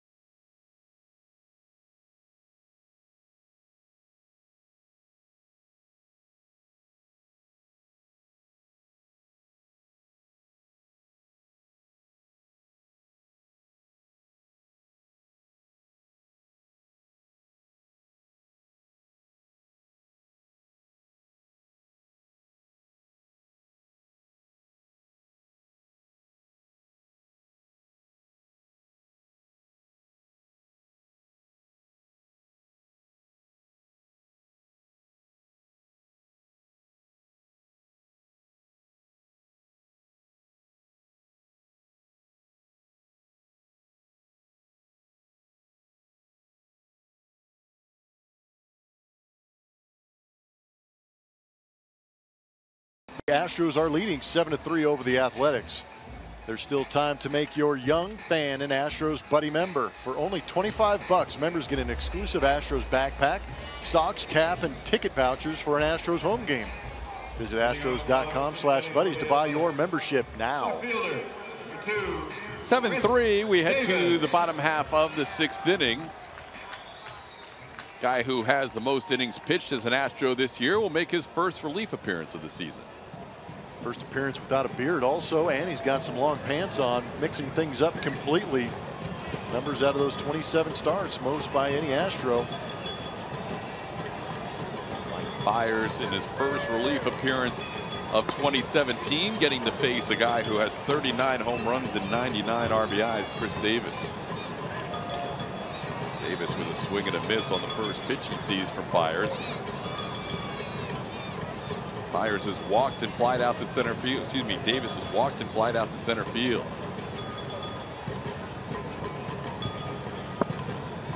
Pitch was close. It's 1-1.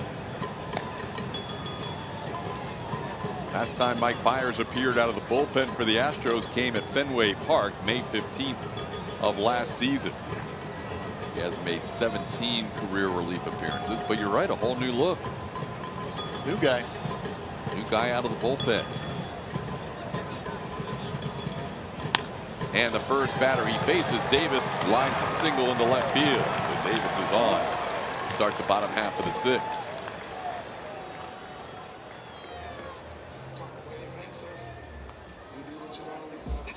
Fiers takes over for Tony Sipp, who was impressive in a 1-2-3 5th inning.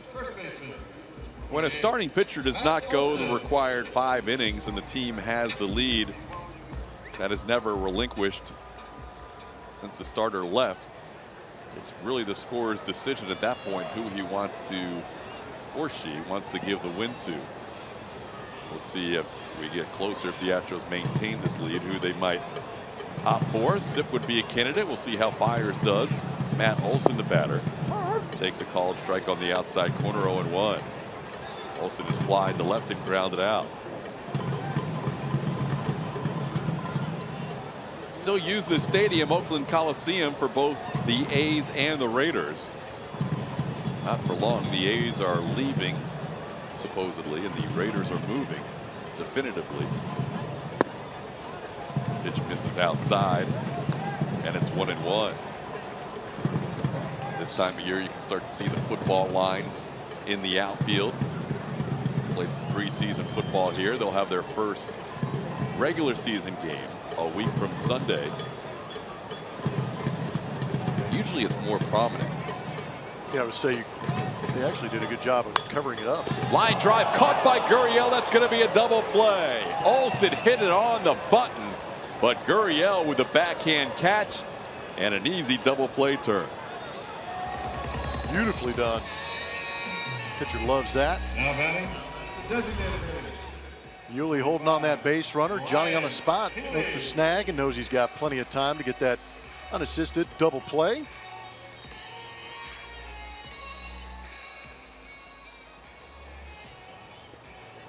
Good reaction. Nice to have that big taco down there at first base to catch it with, too. Don't have to get that hand in the way. Catch it nice in the web.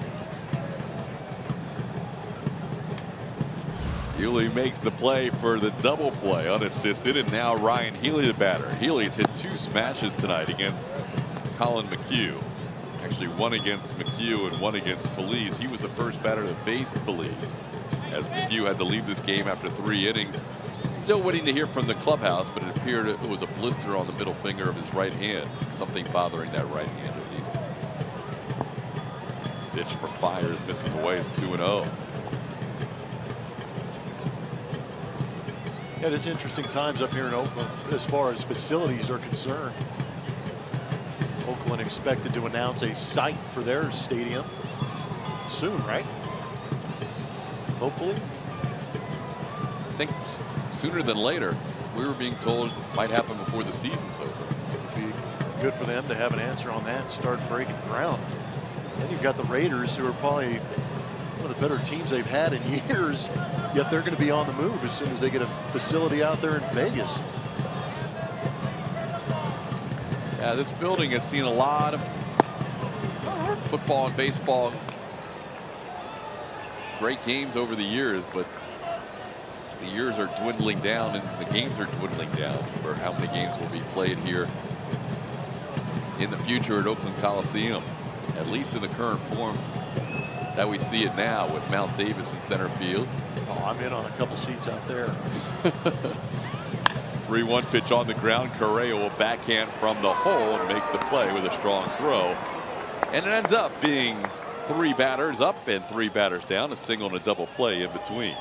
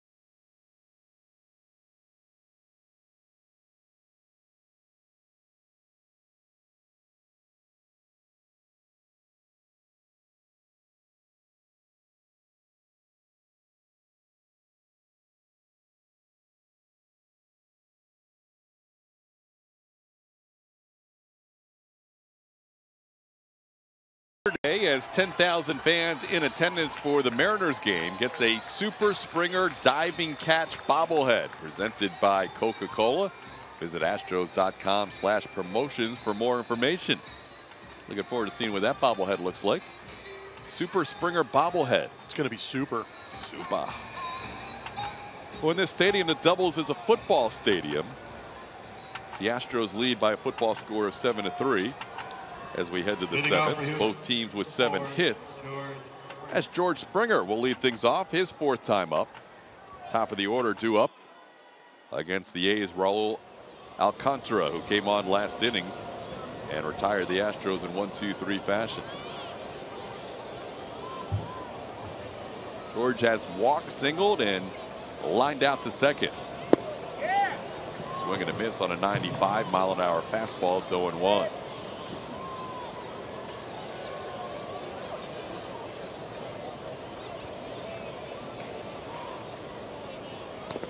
That pitch hit Springer. And he seems to be okay, which is a huge sign. George hit by a pitch to start the inning.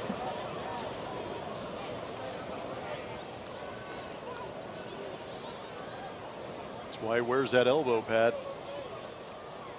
Now batting, number 27, HOU AT OAK.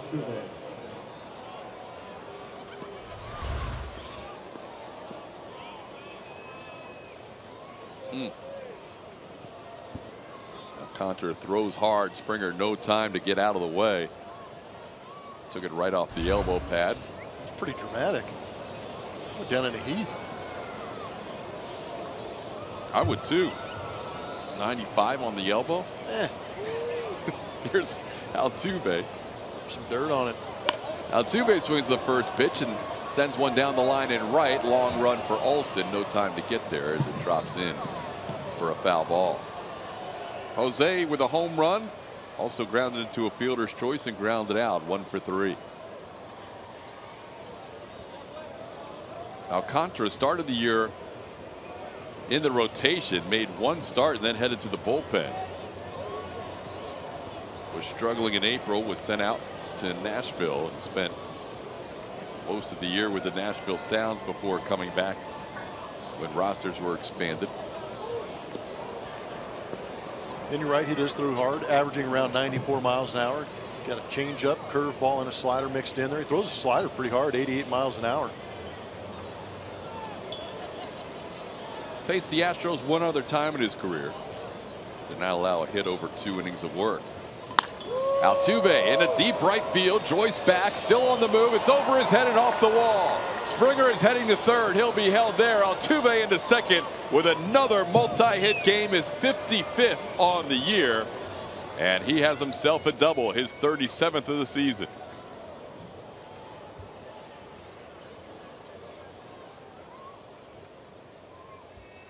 Might have been that slider that he did a good job of staying on. Carlos Correa. Does such a good job of getting to contact, even though he lost the backside a little bit as far as the lower half. Still strong enough to get to it and drive through it, getting it over the head of Matt Joyce out there in right field. Some late life. And I really feel that the ball is carrying tonight pretty good. Most multi-hit games in the American League. Only Charlie Blackmon of the Rockies has more on the National League side. Here's Carlos Correa, infield in. Correa swings and misses 0-1. Correa 1 for 3, singled and scored a run his last time up. Carlos hit the ball hard in his second AB, but hit it off the pitcher Jarrell Cotton and went right to the third baseman Matt Chapman.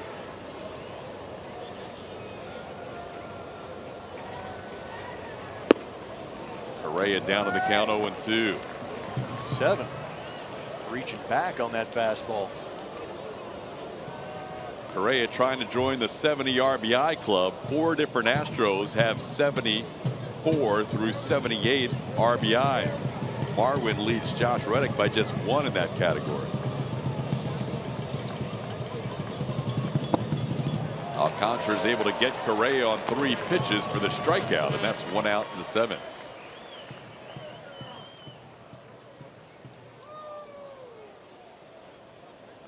Here's the guy who already has 3 runs batted in tonight. Josh Reddick. He is going to be intentionally walked. He will not get a chance to drive in a run in this plate appearance as the A's walk Reddick, who has now been on base all 4 times.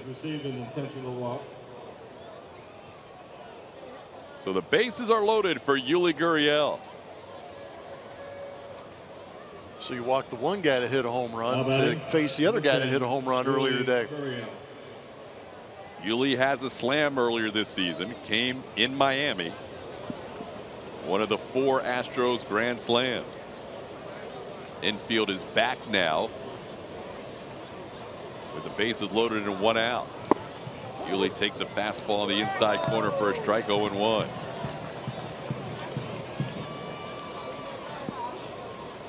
Altuve took the team lead in doubles with 37. Gurriel has 36.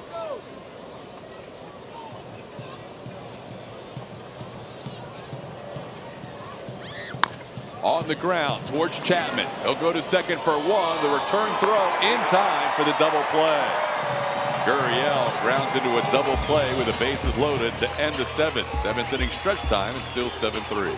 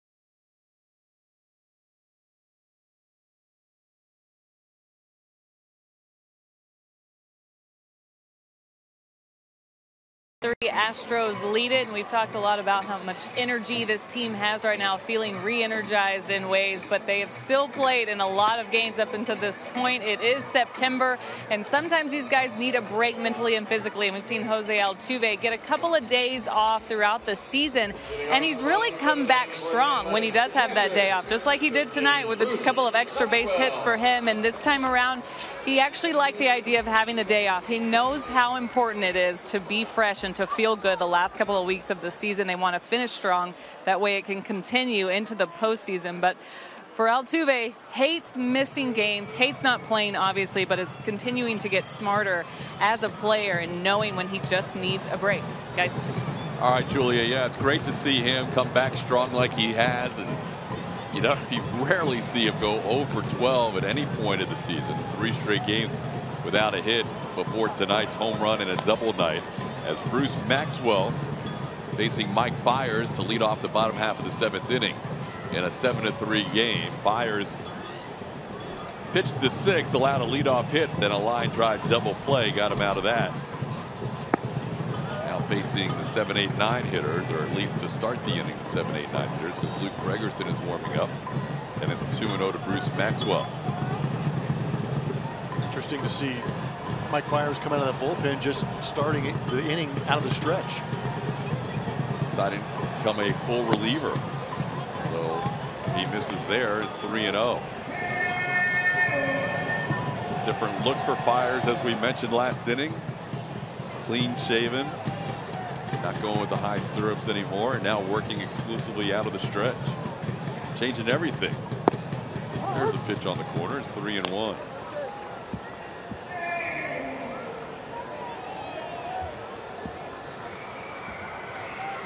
Fiers pitched the 6th, Tony Sipp the 5th, Michael Feliz the 4th, Colin McHugh the first 3. Getting a report that he had an avulsion on the middle finger of his right hand. There's a lot of warnings behind that word. People saying don't Google it. Leadoff walk in the bottom half of the 7th as Maxwell reaches base for the first time. And now you know what everybody that's still watching the game is doing. Google. Julia looked a little chilly down there before, during that last report. 64 at game time. So that's loosely translated, maybe about 44. It's 64 at game. At first pitch. First pitch. Oh, at first pitch, yes. Oh, we have a Julia Oakland weather update. It's definitely earmuff weather. It is. I brought 2 jackets tonight, and I need both of them. Yeah, it should be added layers. Remember when we were at home and you were trying to tell me it was going to be warm in the Bay Area? How funny was that? And I was trying to tell you to pack a jacket. Yeah, guess who didn't pack a jacket? This guy. You look prepared, though. Not enough. It's chilly. That wind. Yeah, the wind here is terrible. When do your seagulls start to come in? No, that's that's going to be tomorrow. Day games. Day games? They're going to be so confused with the doubleheader. Yeah, they may hang around a little bit longer, catch some baseball. Freddie the Falcon's still up there? Oh, yeah. Flying strong up there. Matt Chapman, the batter, after a meeting on the mound with Brent Strom and Mike Fiers. The count is 1-1. Well, Fiers trying to work into his new role. Always good to get Julia weather updates. Tomorrow should be warmer. Day baseball. At least one game, yeah. Yeah. 1-1 pitch is inside. It's 2-1. Fiers a little frustrated with himself, unable to locate in this inning, has walked the batter, now behind Chapman. 2-1. Chapman has hit a home run and also singled in this game.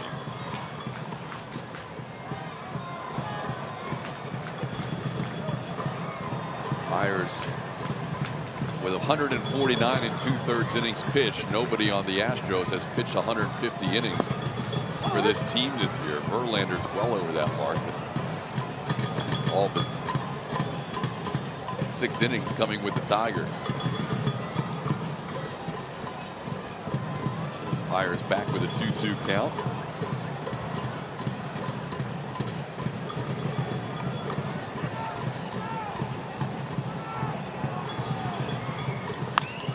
Base hit into left field.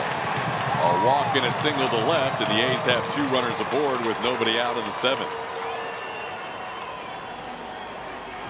A.J. Hinch is going to come out following Brent Strom's visit to the mound, and this will do it for Fiers, who goes an inning plus 2 batters in his first relief appearance of the season for the Astros. So Fiers' night will be done. Luke Gregerson will come out of the bullpen. We'll tell you about Luke when we come back. Your attention, please, ladies and gentlemen. Coming into pitch for Houston, number 4.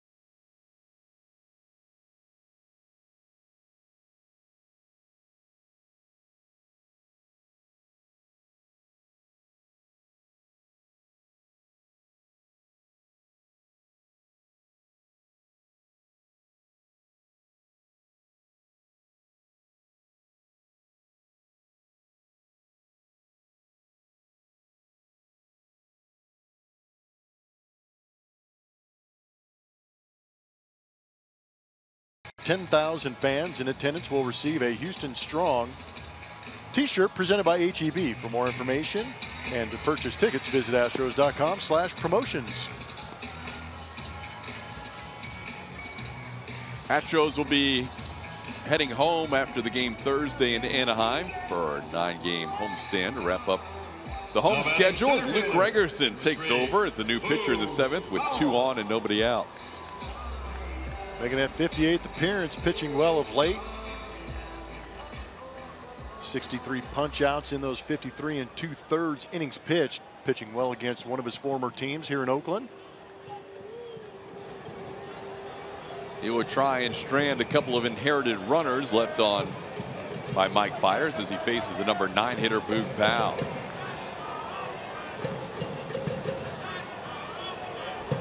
Powell is grounded into a double play and flied out to left. Takes a pitch outside for a ball, 1-0. Powell came over from the Mariners in a trade on August 6th for Yonder Alonso. We just saw Alonso in the last series. Powell has hit better since coming to Oakland, .293 with the A's, .255 overall. On the ground, over the head of Gurriel, gloved by Altuve. The throw in time, but Gurriel was off the bag.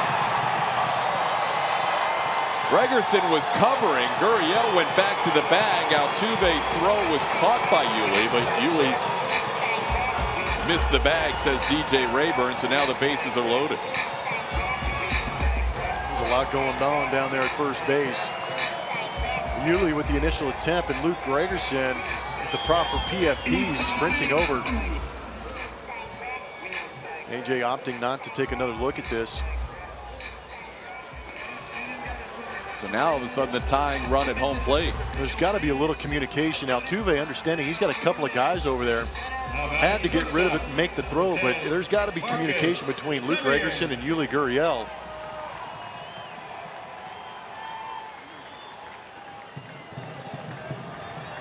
Because I'm not sure that Yuli knew that Luke Gregerson was behind him.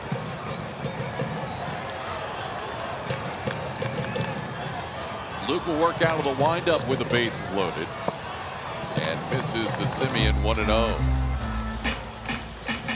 Simeon has flied out and grounded out a couple of times.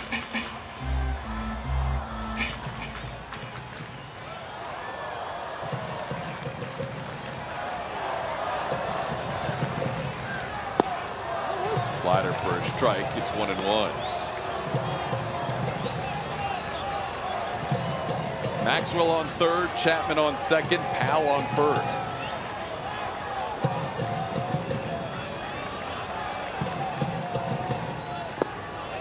He tried to hold up on the slider. He went around 1 and 2. Wow. Pretty aggressive call down there at first base. DJ Rayburn saw one earlier on Cameron Maybin. That's checking your swing. Astros could use it. Yeah, we appreciate it.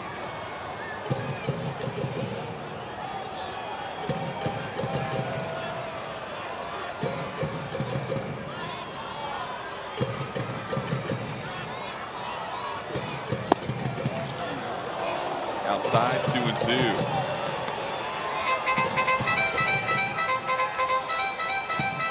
Gregerson, the fourth reliever used by A.J. Hinch. After Colin McHugh had to leave the game after 3 innings.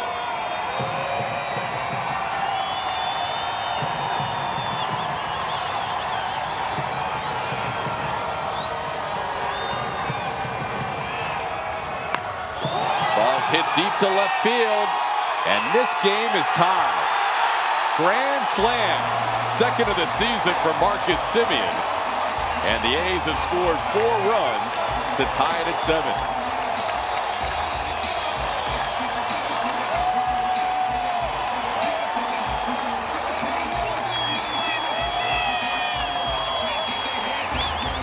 We've seen this happen here at Oakland before. A.J. Hinch has some history here managing this team and trying to fight through some of these issues that they have at the back end of their bullpen. But Right fielder. I feel like these home runs, except for the Matt Joyce one that was a high fastball, they have hammered off-speed pitching against the Houston Astros bullpen. Chapman with a home run on the breaking ball. That was a home run on the slider. Matt Joyce takes a pitch for a ball, 1-0. Still nobody out in the inning. Fiers allowed a walk and a single, so he's charged with 2 runs. Gregerson's allowed a chopping single and a home run. Here's Joyce. All 7 runs scoring for the A's via the home run tonight.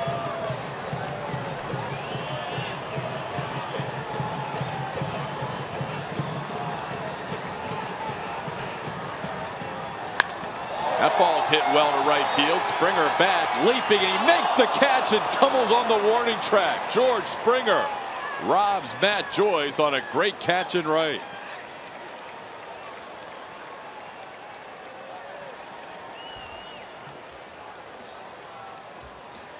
Always thankful for George. Seen him roaming around center field most of the season. Now with Cameron Maybin here, he's moving back over to right field where we saw a lot of this last year. He has made a lot of very tough defensive plays to keep runners off the base paths.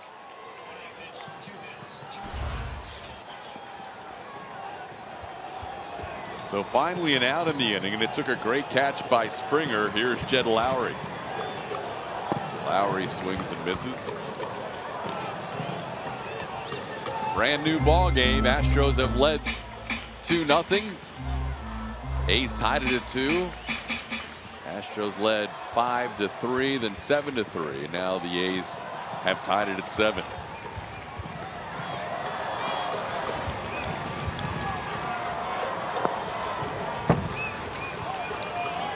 What a 1 to count.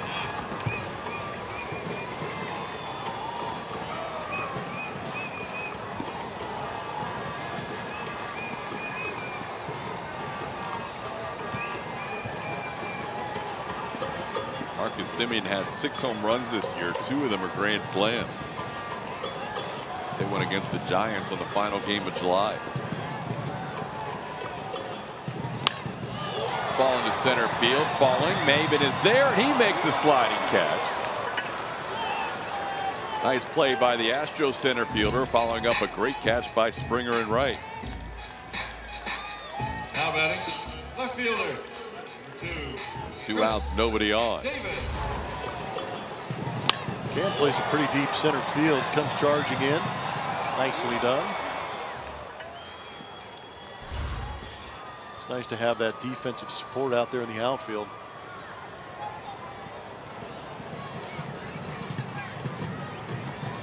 Here's Chris Davis. Davis will walk and a hit. 1 for 2 tonight.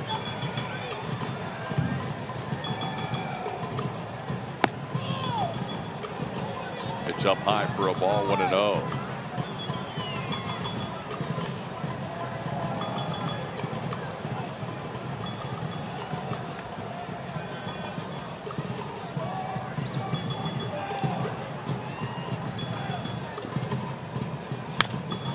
On the ground, Correa charges a couple of hops, makes the play, and the inning is over. But the game was tied on a grand slam home run by Marcus Semien, and it's 7 apiece.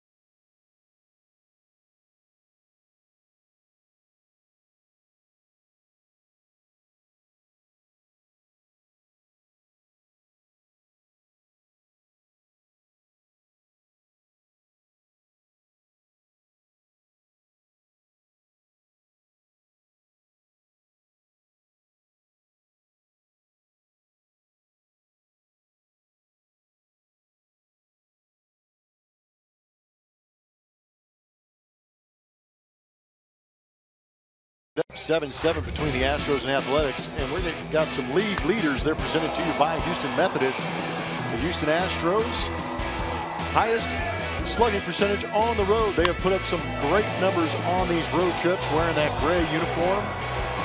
The slugging percentage backs that up. They now have 110 home runs on the road. That is 5 more than they've hit at Minute Maid Park.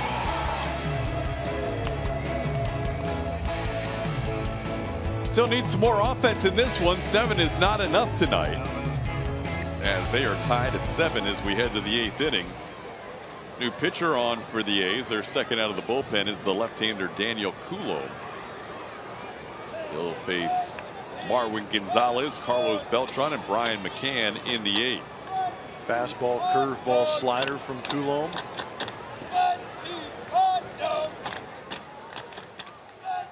Pitches about with all 3 equally.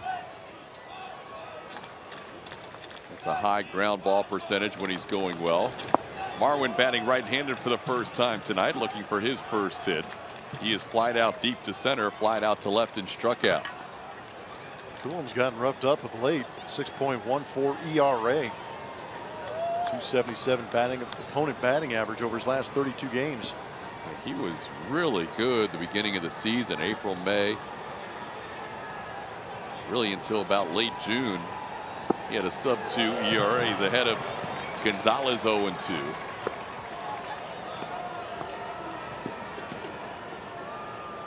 Pitching for the 5th time against the Astros this year. He's been tough on lefties.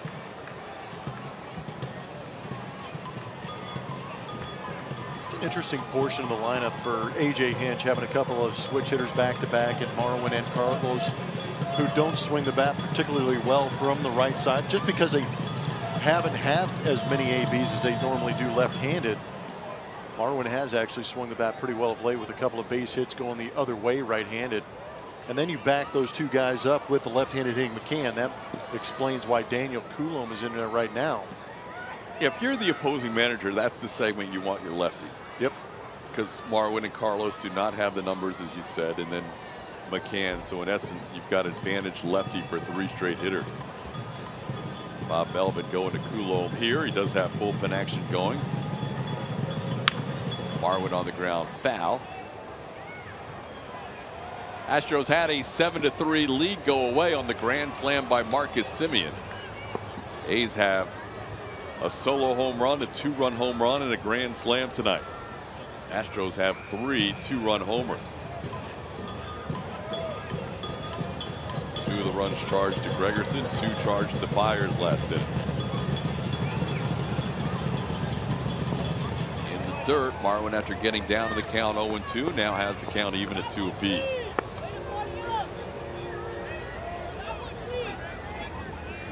Games involving other AL West teams. Texas defeated the Yankees tonight 11-5. They scored 10 unanswered runs in that game after being down 5-1 at Globe Life Park. Masahiro Tanaka gave up the majority of those runs, and Seattle leads the Angels 4-3 at Safeco Field in the 7th inning.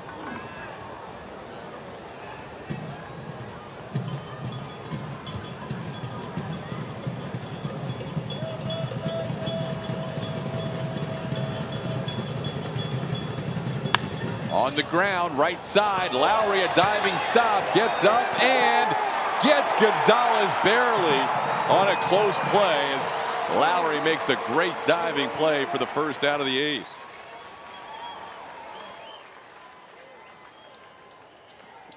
For a team that doesn't play defense very well, the A's have flashed some leather tonight. Number 15, Carlos Beltran. Marwin was hustling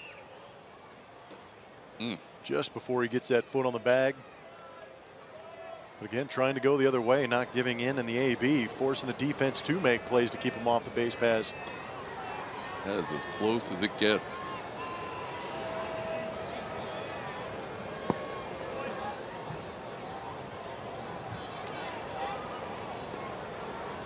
Just ahead of the foot coming down.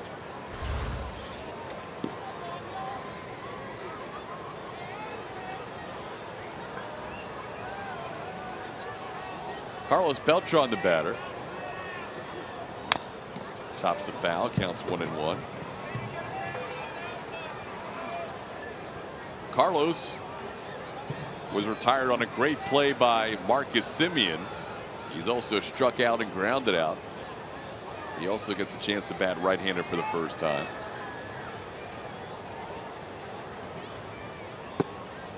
Outside is 2-1.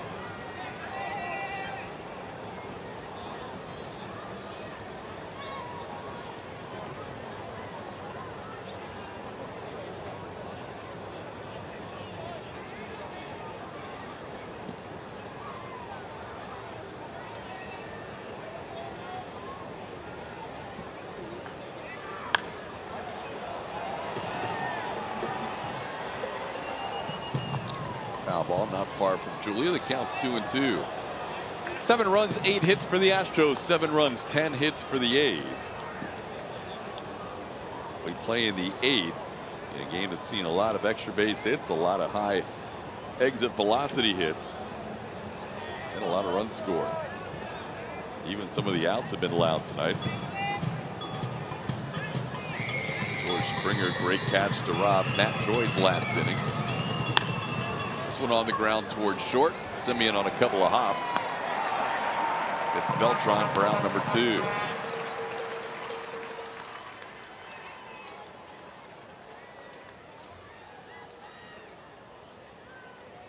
Two outs, base is empty, and Brian McCann will bat against the lefty.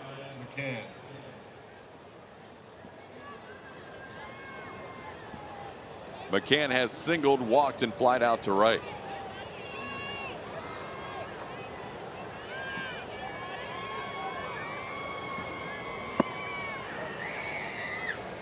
Pitch misses. It's 1-0.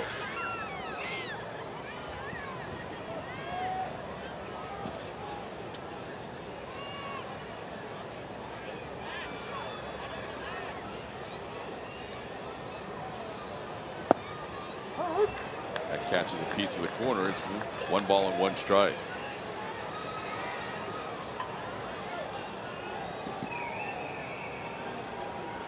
Three pitchers used so far by the A's. Coulombe, Raul Alcantara, and the starter Jarrell Cotton. Astros have used 5 tonight. Inning for Phillies, inning for Sip, inning for Fires, and an inning for Gregerson behind. All 4 of them working behind Colin McHugh. 2-2 the count.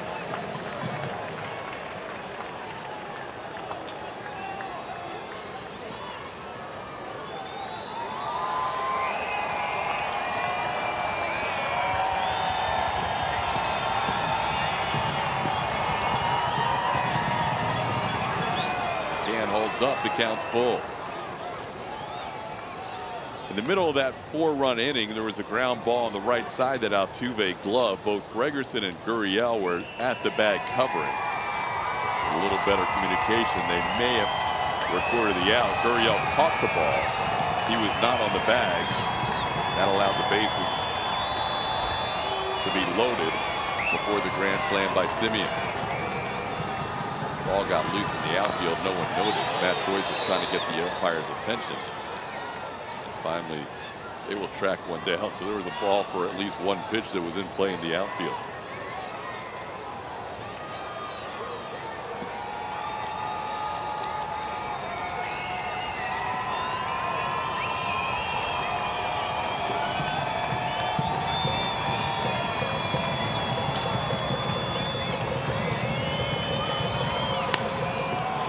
Pitch into center field. Base hit. Brian McCann, the lefty against the lefty, with a base hit. He's on base, and the guy who's been a hero for the last 2 Astros wins is due up. But before he bats, Bob Melvin comes out of the dugout, and he will go back to the bullpen.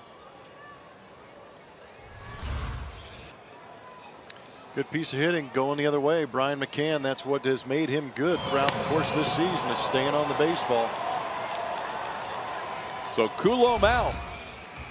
Right-hander coming in out of the bullpen. We'll tell you about him as Cameron Maybin is due up for the Astros.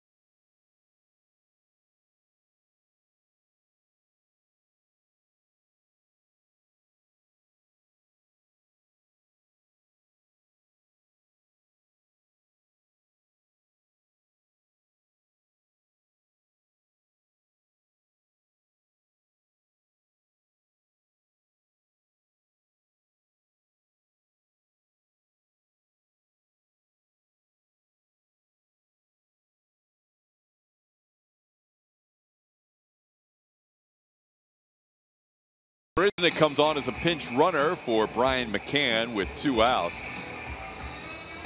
Cameron Maybin due up, and the new pitcher for the A's is Liam Hendricks. Liam Hendricks out of Perth, Australia. 28-year-old right-hander set a career high last time out there when he made his 59th appearance. Now he's making his 62nd. Guess the A's notes need to be updated a little bit. But his record is 3-2. 70 punch outs, 242 opponent batting average. Throws hard in the mid-90s. So has a changeup, curveball, slider.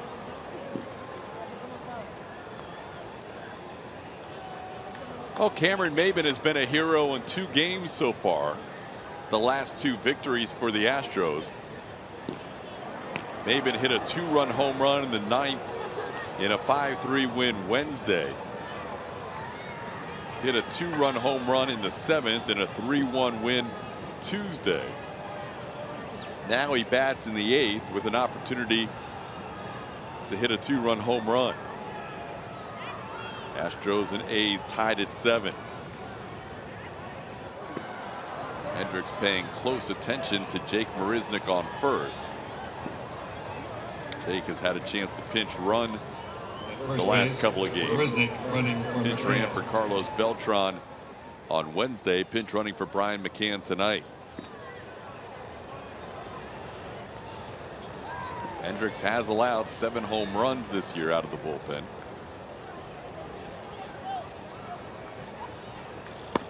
And he starts Maybin off with a fastball for a strike, 0-1.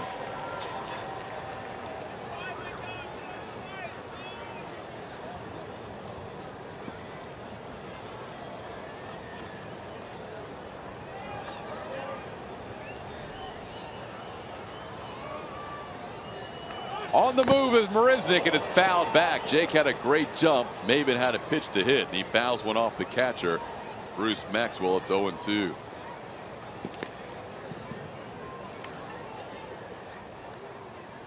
Jake got a good jump, and Cameron got a good fastball to hit.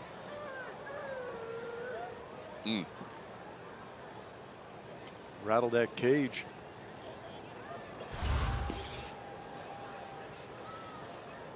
Former catcher Bob Melvin out to take a look.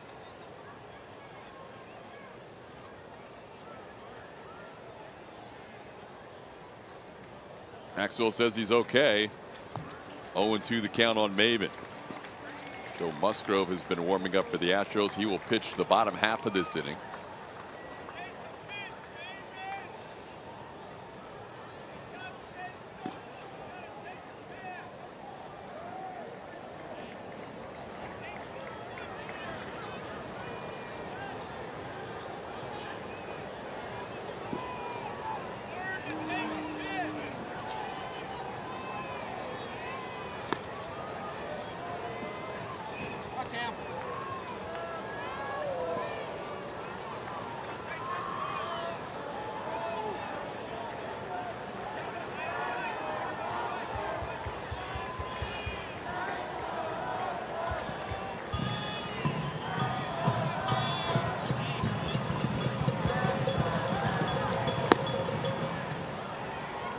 One and 2 to Maybin. Cameron with 9 home runs on the year, 3 with the Astros in just 19 at bats now. What he's got to do right now is shoot a gap.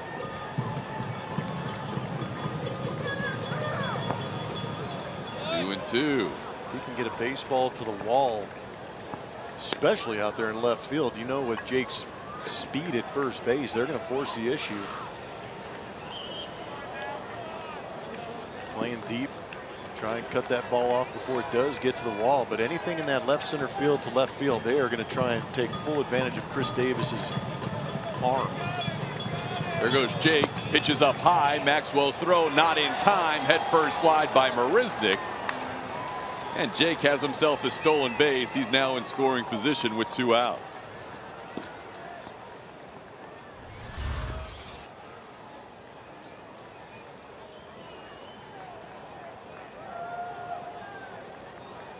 Ninth steal of the year for Marisnick. And after being down 0-2, it's now 3-2 on Maybin. Can he be a hero in the 3rd consecutive game? Not this time, as Hendricks strikes him out for the final out of the inning. We head to the bottom half of the 8th. Still tied at 7.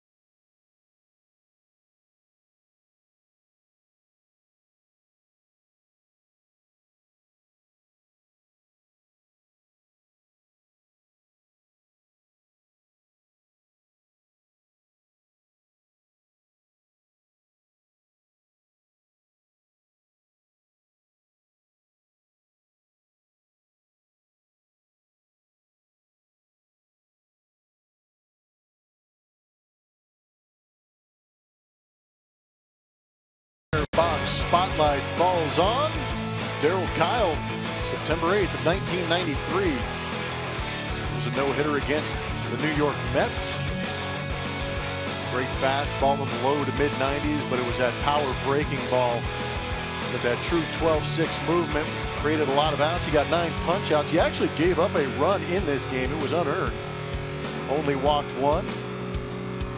Job well done by Darryl Kyle, and future Seattle Mariners manager Scott Service helping him out. And first base coach Casey Candell in there. Kevin Bash joining the fray. I was at that game. What? Yeah, I was at that game in 1993. Working with the Mets? Working the New York Mets broadcast booth. See Darryl Kyle, the late great Darryl Kyle, throw that no-hitter. He had that nasty curveball at all times, but that night it confounded the Mets. Go Walker the last out as Matt Olson swings and misses at a pitch from Joe Musgrove in the bottom half of the 8th inning. Musgrove on to pitch for the Astros. Good 95-mile-an-hour heater to start things off against Matt Olson. He's been very good out of the bullpen.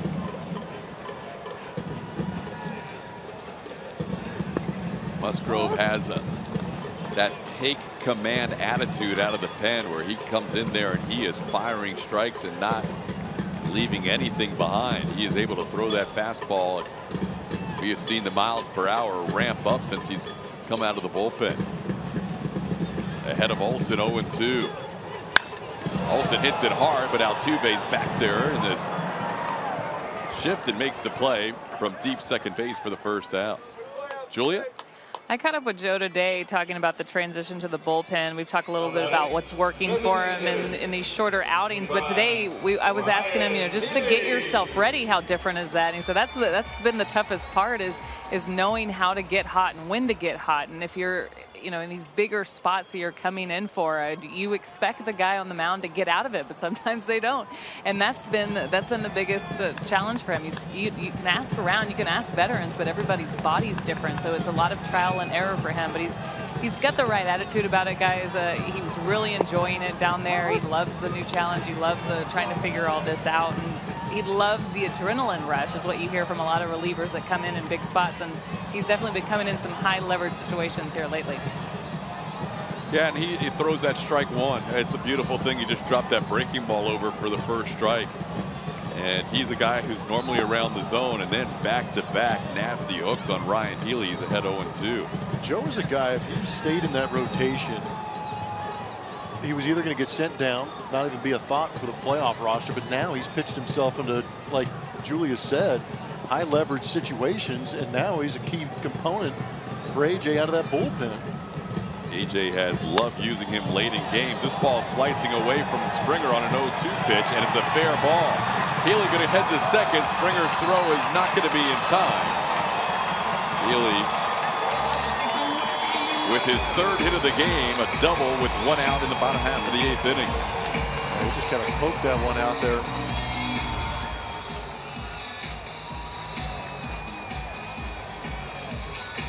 Off the end of the bat, tailing away from George. Not an awful pitch. It was a very good pitch, just spoiled by a 9-1-1 hack. Healy will leave the game for a pinch runner. Franklin Barreto takes over at second base. Healy ends the night 3 for 4 as the DH. There is Barreto, young infielder, getting a chance to pinch run as the go-ahead run in the 8th inning. That'll bring up the catcher, Bruce Maxwell. Maxwell's walk, scored a run, struck out, and flied out.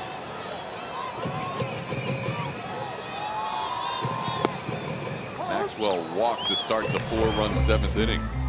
Altuve might have wanted to let that throw go through because the full body spike right in front of second base almost didn't allow Healy to get there.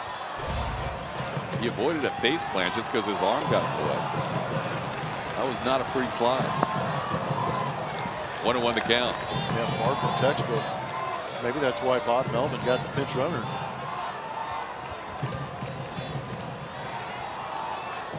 Maxwell's been better lately, 342 in his last 11 games. Career, he's hit close to 350 against the Astros.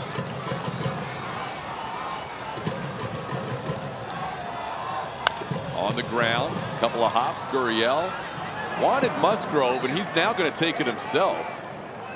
That did not look very smooth, but they were able to get Maxwell for the second out. Yuli's not running 100%. No, he's still not. That right knee that he had issues with in Tampa Bay. But I feel like all season long, Yuli has been the guy that I'm going to look to flip it before I'm going to look to take it by myself.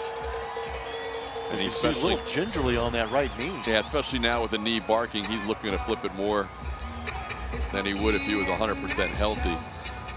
We saw him on a double play ground ball, just not quite get down the line earlier tonight the way he would normally. They were able to get the out, though, with Maxwell running, despite the little error and miscommunication. So there's 2 outs, a runner on third base. Quick meeting at the mound for Brent Strom as Matt Chapman's the batter. Chapman hit a 2-run home run. He is 3 for 3 tonight. A couple of singles and a home run.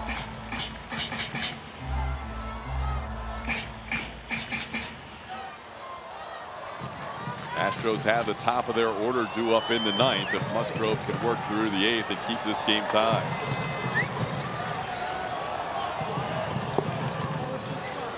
Breaking ball just missed the corner. It's 1-0.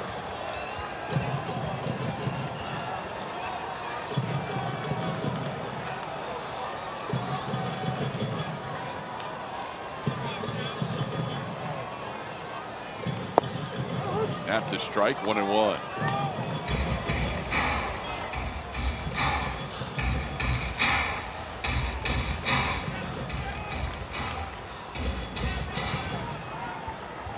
Pinch runner Franklin Barreto on third base with 2 outs. Up and away, 2-1.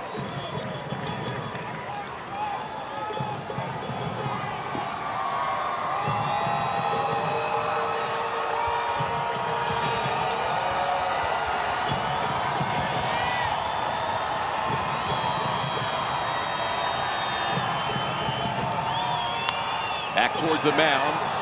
Musgrove has it, fumbles, throws, gets the out. Leaves a runner stranded 90 feet away. We head to the 9th in a tie game.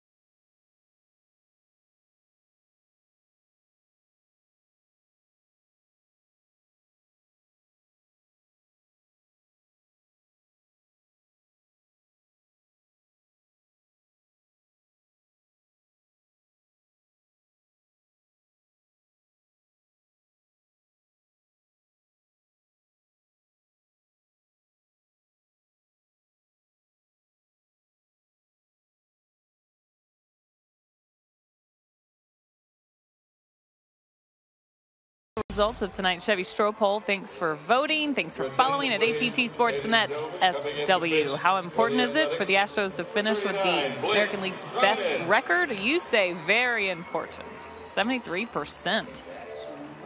Thanks for voting. A lead over Cleveland for the best record in the AL will either be a 1.5 or 2.5 at the end of the night. Cleveland winning their 16th consecutive game earlier tonight, 5-0. The Astros had a 7-3 lead. It's now 7-7. We play in the 9th. Top of the order to face a new A's reliever, Blake Trinan. Blake throws hard. He's got 10 saves out of that bullpen for the Oakland Athletics. averaging 97 plus on his fastball. George with a line drive base hit to start things off in the top half of the ninth.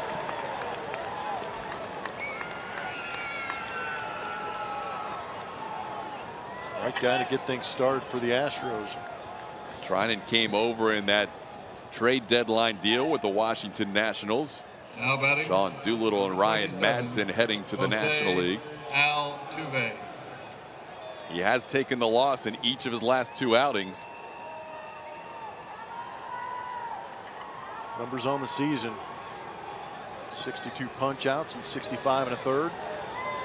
6 losses. Had pitched well for the A's prior to his last couple of outings since coming over in that trade. But Springer representing the go-ahead run in the 9th inning. And Jose Altuve, who already has his 55th multi-hit game, looking for his major league best 23rd 3-hit game of the season.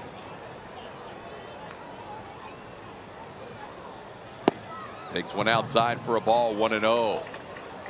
Ken Giles starts to loosen up in the Astros bullpen.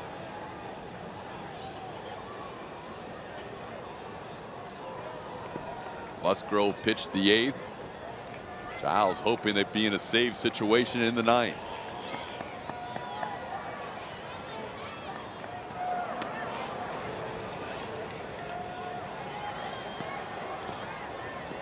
Altuve home run and a double in 4 at-bats.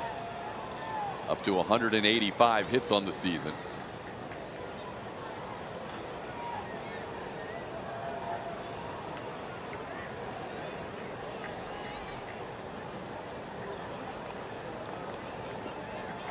All 7 runs for the A's have come via the home run. 6 of the 7 runs for the Astros have been on the home run. Altuve, Gurriel, and Reddick all with 2-run home runs.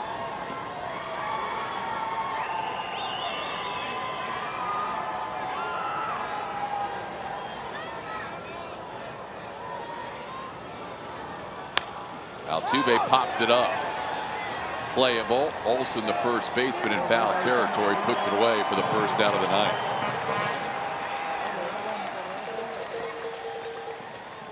So Altuve retired. Now batting, number 1, Carlos Correa. Carlos hit some big home runs here at Oakland Coliseum.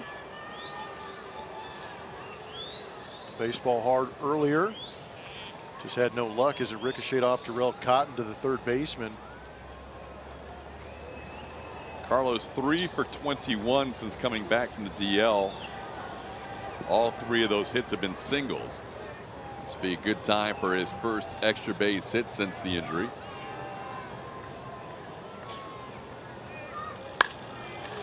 Sends one down the right field line. Long run for Joyce near the Astros bullpen, and it bounces into the crowd.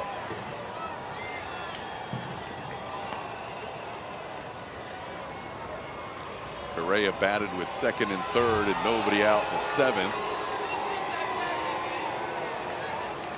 Oh, Alcantara, who pitched 2 scoreless innings, was able to get him to strike out in that at bat. Springer on first base, 1 out in the 9th.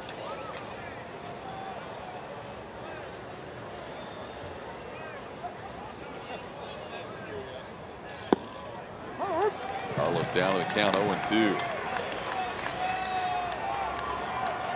96 on that fastball by Trinan.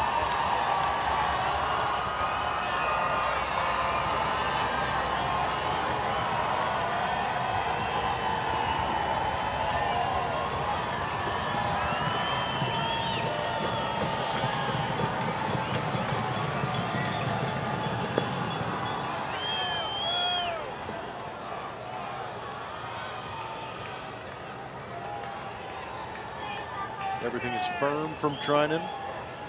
Last pitch, a slider at 90 miles an hour. It's a cut fastball around 92, 93, and the changeup comes in 89, 90 miles an hour too.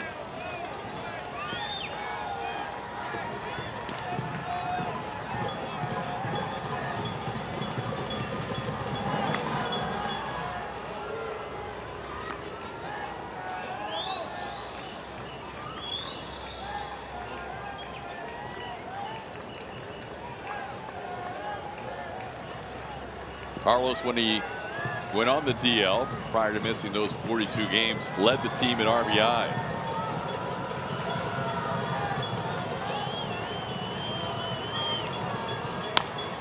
Grounder to third. Foul ball. Foul ball rules the home plate umpire. Correa is heading back to the dugout. The third base umpire said fair ball. Sam Holbrook, the home plate umpire, overruled and called it. It was interesting.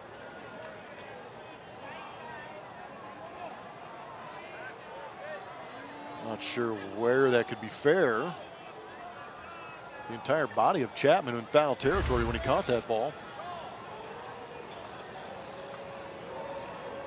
So new life. Correa gets another shot. Now batting, number 1, Carlos Correa.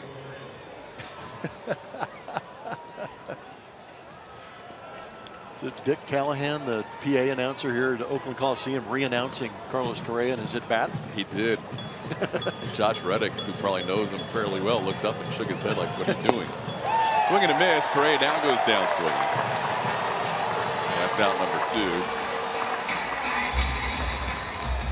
MLB.com at-bat is the #1 mobile app for live Astros baseball. Get Astros home screen icons and app features, as well as game day, StatCast, and all the live game highlights. Download MLB.com at-bat today. Josh Reddick bats. He has had quite a night. He's been on base all 4 times. He's driven in 3 runs. Scored a couple of runs. RBI double, 2-run home run.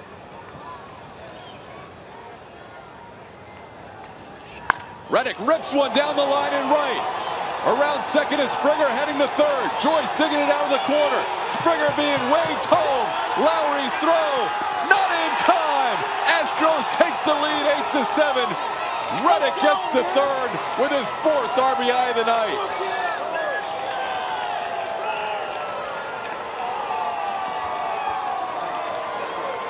That was awesome. Josh Reddick coming up big against his former team. So often we saw Josh doing this against the Astros. Now he's doing it for the Astros. You knew Gary Pettis was going to wave George Springer. Beautiful. No let up in these Houston Astros. They continue to push. What's beautiful about that is that they have the talent to push it across. Here's Yuli Gurriel looking for an insurance run. Josh with a double goes to third on the throw. He has 2 doubles and a home run tonight. He's also walked twice. Josh continues to hit well in this stadium as a visitor this year. 8 for 17 this year as Yuli chops one towards third. Chapman comes in and makes the play for the final out. But Josh Reddick with 2 doubles and a home run puts the Astros on top as George Springer is fired up. Can't wait for the business-like handshake. In case you're wondering what it means to these guys, they've got a big lead in the division, but that's a big run.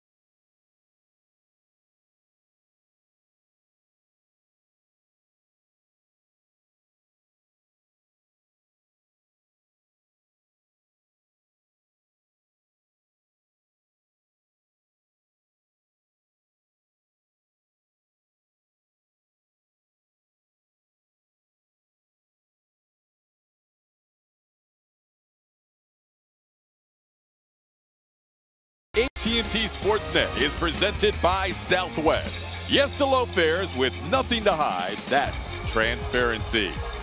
And by Toyota. Let's go places.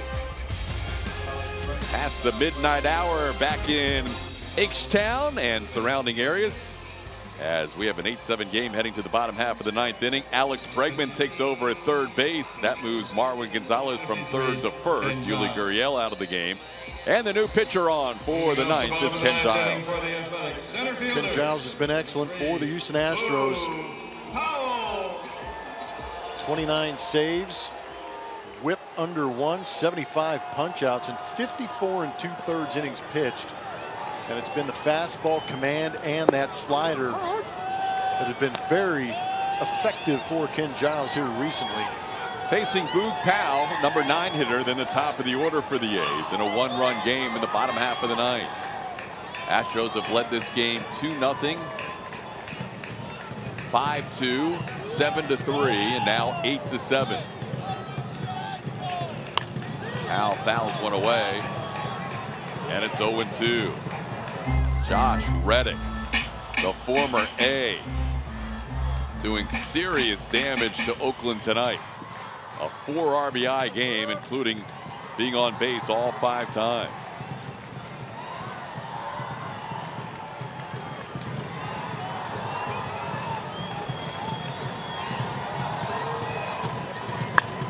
Ball's hit deep to right field. Springer all the way back, looking up, and we have a tie game. Boog Powell with his second major league home run of his career hits an 0-2 pitch out to right, and the A's have tied it in the 9th.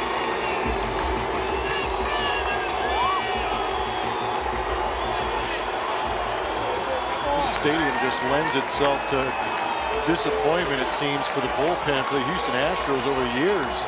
Unbelievable. Giles so effective with the fastball to get ahead. Did not throw a good put-away slider in that situation. Now a tie game facing the top of the order. Simeon with a line drive to left field. On comes Reddick, and he will play it on a hop. Slips but recovers. And Simeon represents the ball game at first base in the 9th inning. He's on first with nobody out.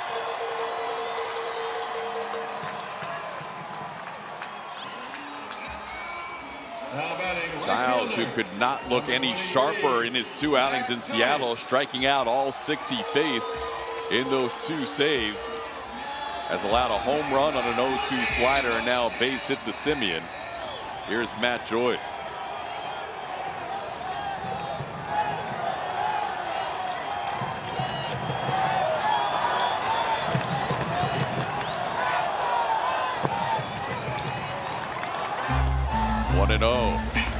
Joyce has a double, a home run. He struck out, and he was robbed on a great play by George Springer in right field on a line drive. It took Springer to the warning track.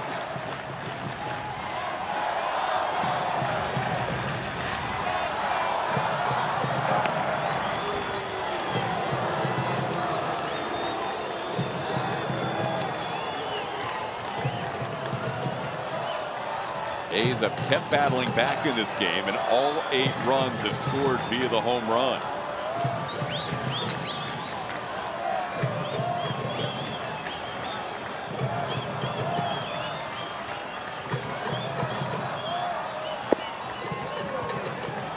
Miles an hour, but it missed away. It's 2-0.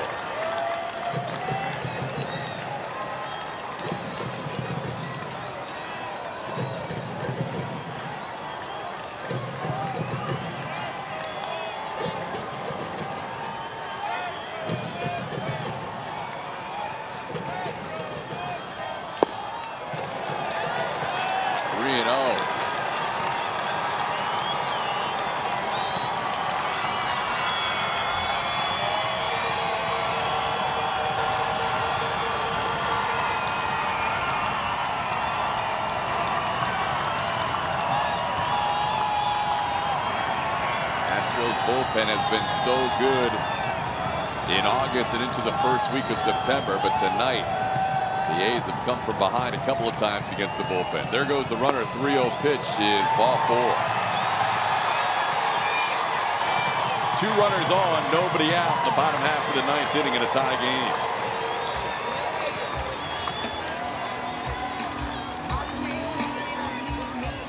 Got to gain that composure back if you're Ken Giles. Closing is not an easy job. You got to have a mentality that has a short-term memory. Been incredibly effective until that hanging slider to Boog Powell. But you got to fight back here. There's some good strikes with that 98+ mile-an-hour fastball. Possibly get yourself a ground ball to get a couple of outs. A's do not bunt very often. Lowry is showing bunt, takes one inside. It's 1-0. Only 11 sacrifices this year by the A's, 3 of them by pitchers in interleague play. Lowry does not have a sac bunt. In fact, as you see, it hasn't been in over 3 years that Lowry has been asked to sacrifice. Well, I wonder how much of it is just a show, just to give Ken Giles a different look. He may not be up there with the intention to actually lay down the bunt, but just maybe keep Ken Giles from feeling comfortable on the mound.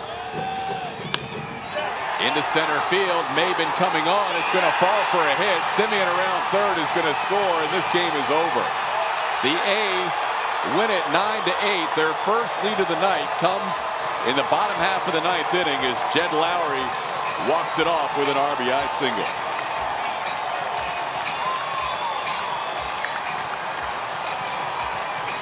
Rough night for the Houston Astros. Player of the game is presented to you by Academy Sports and Outdoors, and Jed Lowry and those Oakland A's ruined a very good night for Josh Reddick. There's Josh. On his night, 3 for 3, a couple of walks, 4 RBIs, big home run on that pitch up the zone. Also drove in that run in the top of the 9th to put the Astros ahead of what was hoping to be a big win. But the A's had different thoughts. Reddick couldn't do it all himself. Need a little help tonight. There wasn't enough.